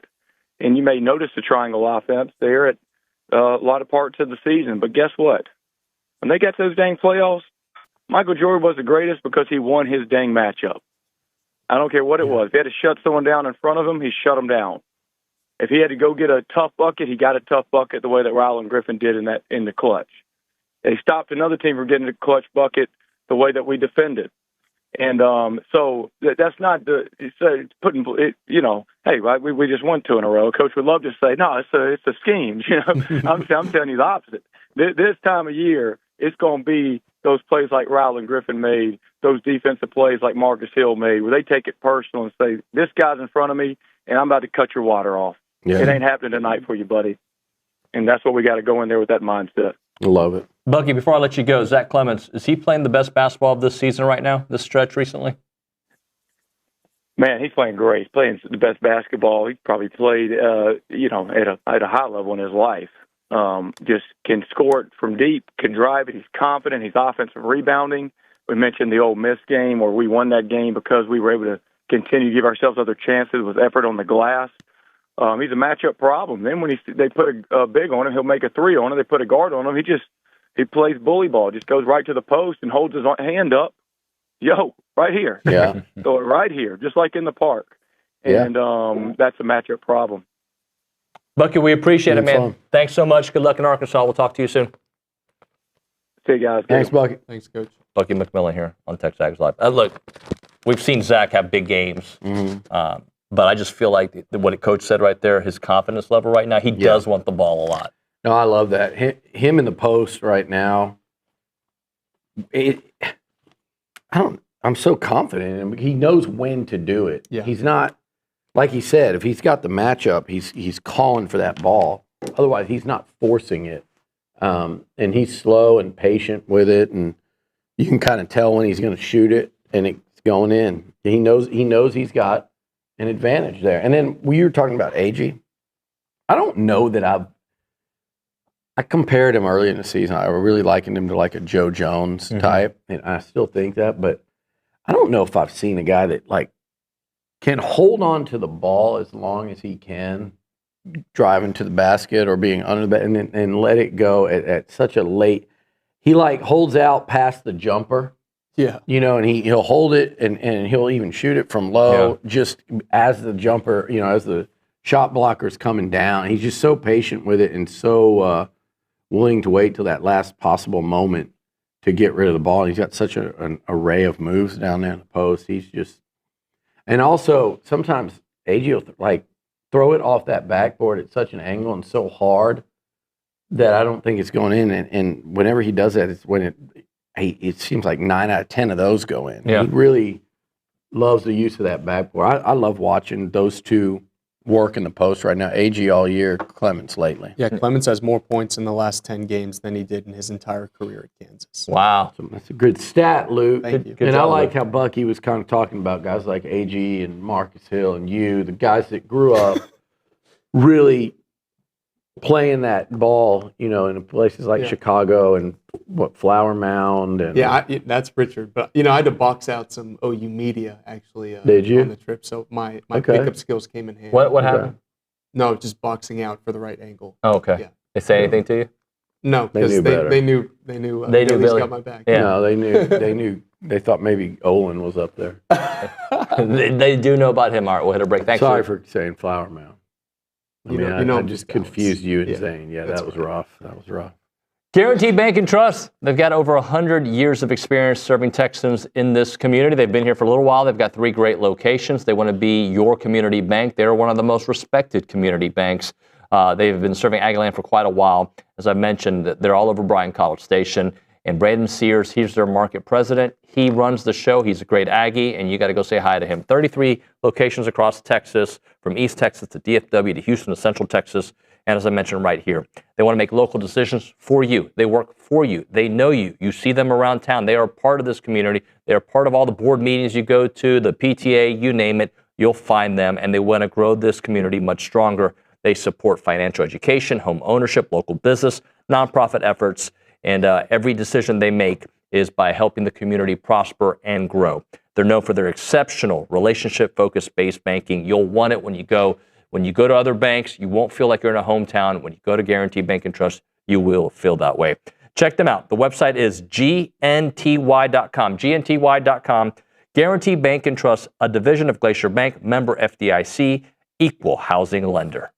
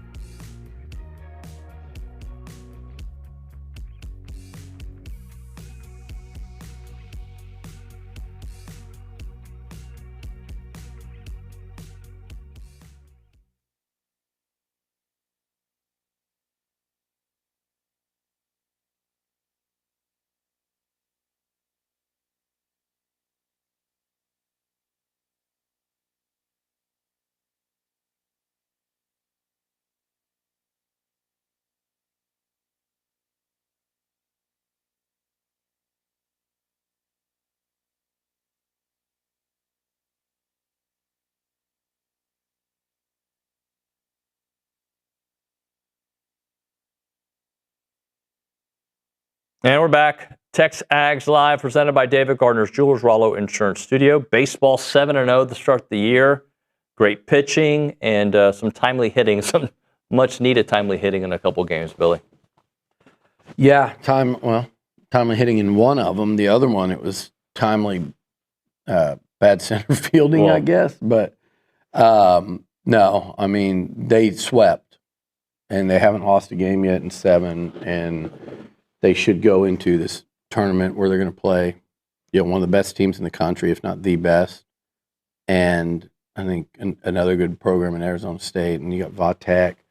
They're going to go up there with some confidence, and they need it. And where they're really going to have confidence is on the mound. I think you have to start there because it's still like it's the one thing I'll keep watching. I felt so confident about the offense and the pitching.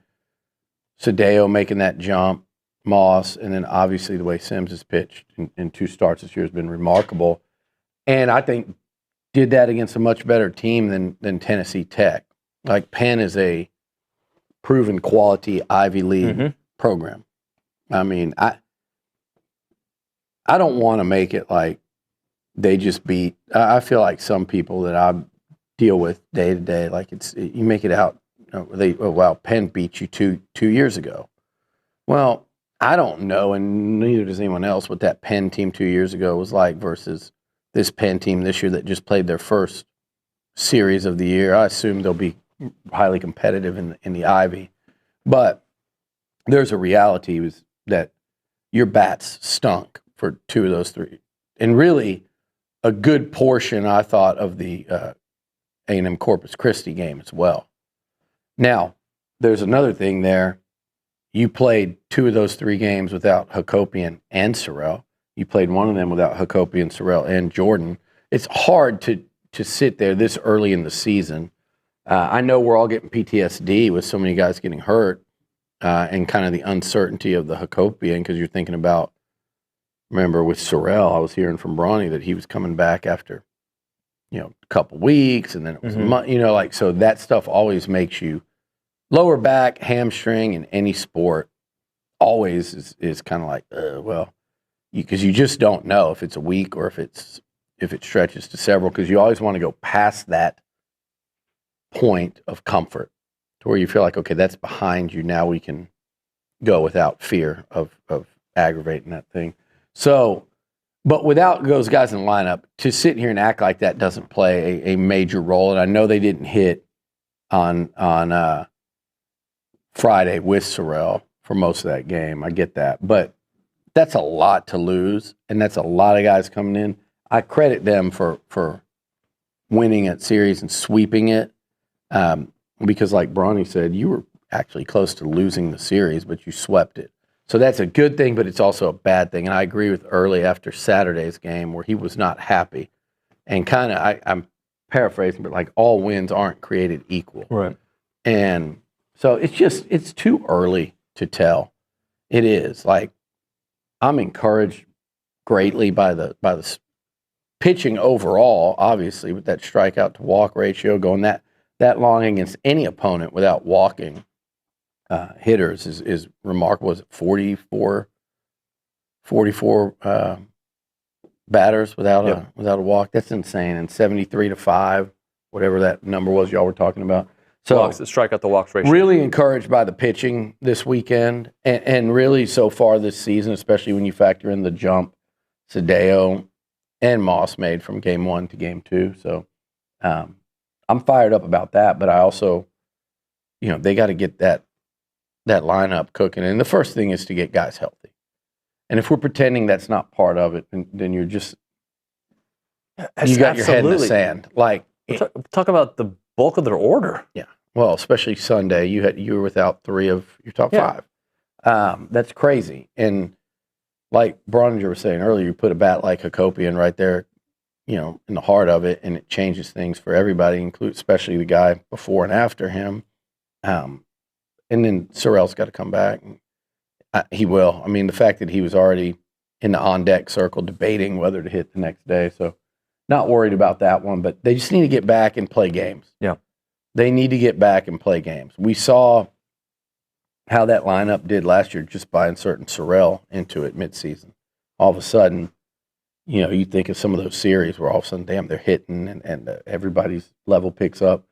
You have the chance, because Grahovic was out for the year last year, you have that chance to add 2 of those guys back in. And I think once that's the case and this lineup settles, I'll feel good about it. And a couple guys that are going to probably go back to not playing as much that came through this weekend. I mean, that kind of flexes that depth a little bit that you are going to need, maybe in a Sunday SEC game or for a couple weeks in season or whatever it is. So that part is encouraging as well. But it's too early to tell. I mean, just look at that Penn series 2 years or 3 years ago. You lost a home series to Penn, and you were a Final Four team in Omaha. So it can cut both ways. They're 7-0. They haven't proven anything. There's reason for encouragement. And we'll find out more this weekend, but we're also not going to – it's not – that's not the be-all, end-all either, because this is a team that you just very clearly in the process of figuring it out, and they're nowhere near hitting whatever stride they're going to hit. Well, I mean, if we look just back at last year, that was a different team. I know the Missouri series is part of the conversation. Ultimately, they didn't get it done. But the baseball team that we saw in SEC play, especially after the... it was the last 6 weeks or so. Yeah, is not the same team that started the year. It's a long way to go, and you can get better in a season. And they're not bad. Like, they had a crappy weekend at the plate until Sunday, and they're winning, and they're pitching great, and they hit well in weekend 1, and they didn't in weekend 2. So it's not like there's any major conclusion that can be drawn. You can have concerns, you can be encouraged about certain things, and that's kind of all you can really be right now in this sport, especially. And if look at the guy we just talked to, Bucky Richardson, and what his basketball team.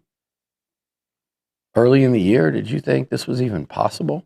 No. And they were losing and and even in their wins, but this is. Remember that Florida State game, which was the Texas game? Yeah. I was like, man, but I still, even after that beatdown, I was like, oh, they just got hot today. That's what I thought. I didn't think this was a sustainable with this roster product. And this baseball roster is great. I think, again, you just got to, they can't wait that long to turn it on, but you've got 2 true freshmen that are probably going to have staying power in that lineup. And then you've got Hakopian coming back, and you're going to have Hakopian and Sorrell, and Grahovic's, what is he, 9-10 days into a return after missing a whole season. So, like, those 3, and then you've got new faces in Jordan and Dewar. Like, this thing will take a little bit of time to come together. Now, I don't say it like a lot of time in like weeks and weeks, but I'm just saying, get them all playing together. It's not like basketball where it's got to be, woven together every possession. But I'm just saying, let all these guys get settled in and get comfortable, and then let's see what this offense actually looks like, because it's too early to tell. All right, we'll hit a break. We'll come back. I want to ask you about the Joey Aguilar situation, that and more. You're listening to TexAgs Live, presented by David Gardner's Jewelers.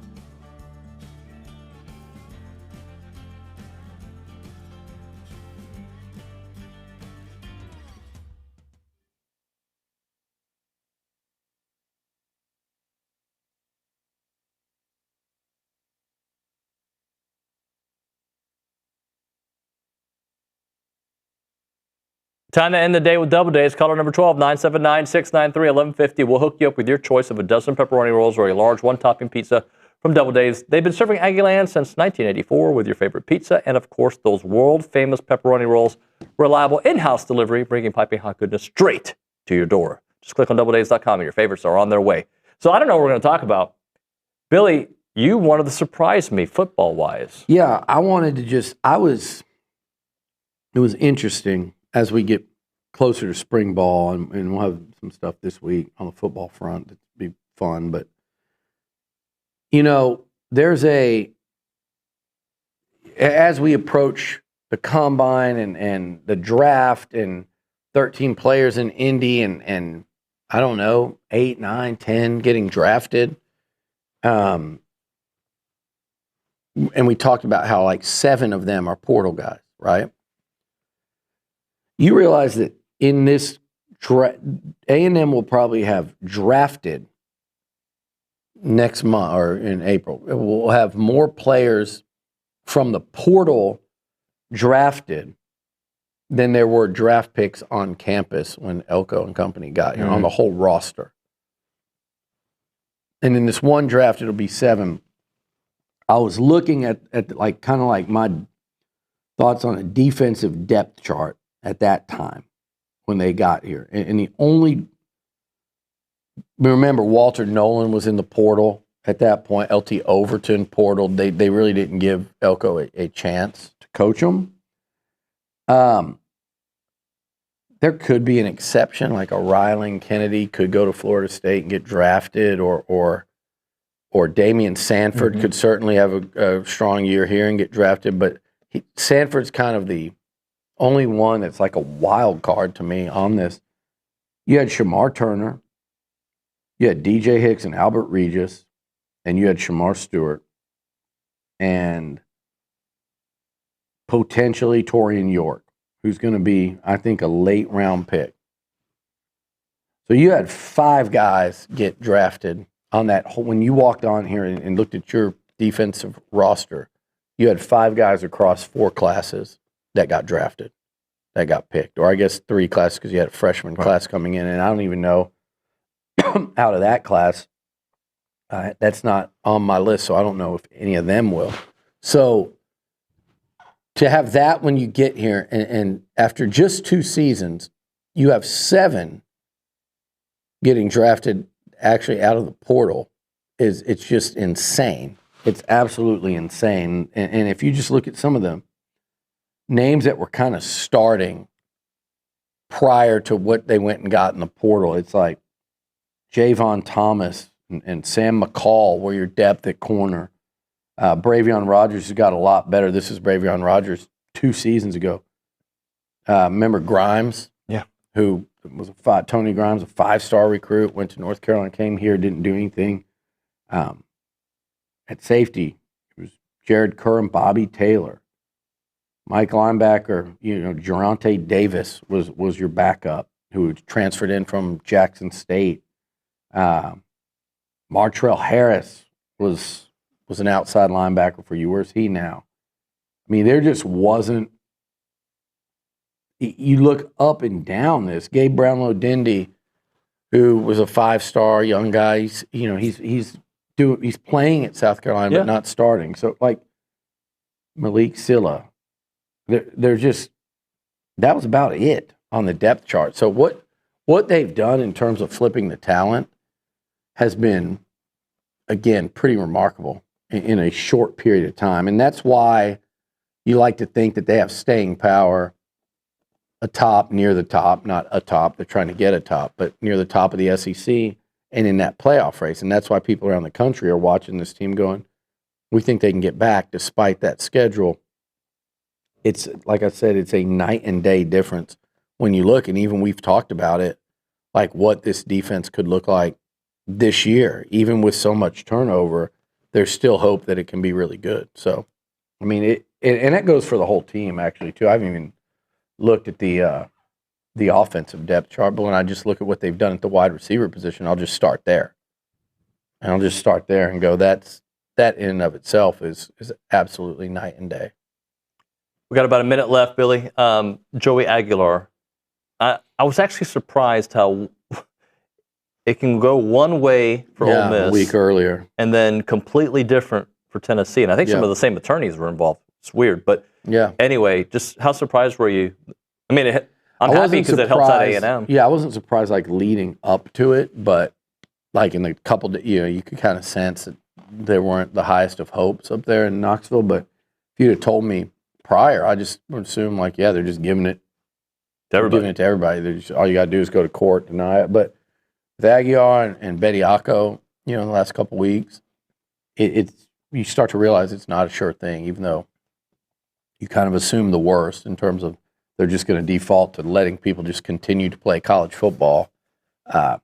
Pavia's attempt for a whole nother one, but he did get that one extra. But that's a big deal. It's a big deal for the A&M schedule. When you got Tennessee coming here, and I think they return a lot in other areas. So to not return an experienced quarterback of any kind, I think is pretty. That's going to be pretty rough. The Aggie and Longhorn fans are probably happy today, and Texas fans, man, what a swing!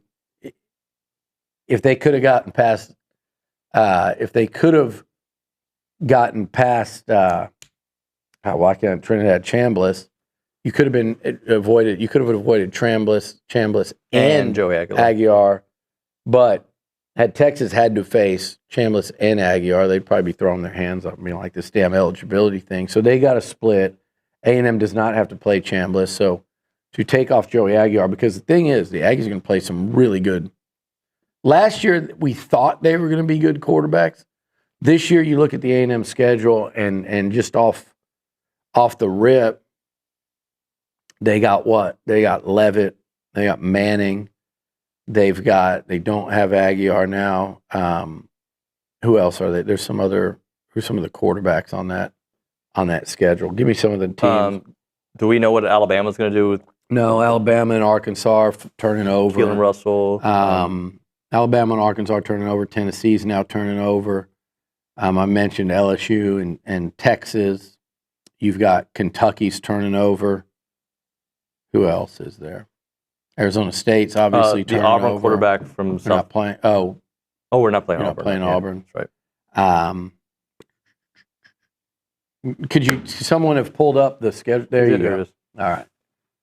Oh, you got John Lenore Mateer. Sellers, John Mateer. So Arch Manning, Lenore Sellers, John Mateer, Sam Leavitt. That's four right there. Austin Simmons? Austin, well, yeah. Maybe. I mean, I'm not saying that he's not going to be good, but I wouldn't include him in that group, I said. So I don't know who the quarterback at the Citadel is, but yeah, I mean, I think it's more manageable on the quarterback front, and maybe Aguiar swung it more favorably back that way because I think you're playing more teams with quarterback questions than you are playing teams with quarterback answers, and certainly more teams than you're playing with like really good QBs. But you never know, because last year we looked at that and thought, how daunting was that? You've got to play Nussmeier, you've got to play Sellers, you've got to play Lagway. I mean, nobody was scared of C.J. Carr before the season. That's right. He might end up being like one of the three best quarterbacks you face. And then, we weren't sure if Jackson Arnold was going to make a jump, and Hugh Freeze. So you just don't know, but I'll take this. And from an A&M standpoint, with as daunting as that schedule is, I would like to see a Tennessee team coming in here breaking in a new quarterback for Josh Heupel in that offense. So, thank you, Billy. All right. Appreciate you. And appreciate everybody watching here. It's TexAgs Live. We'll see you mañana.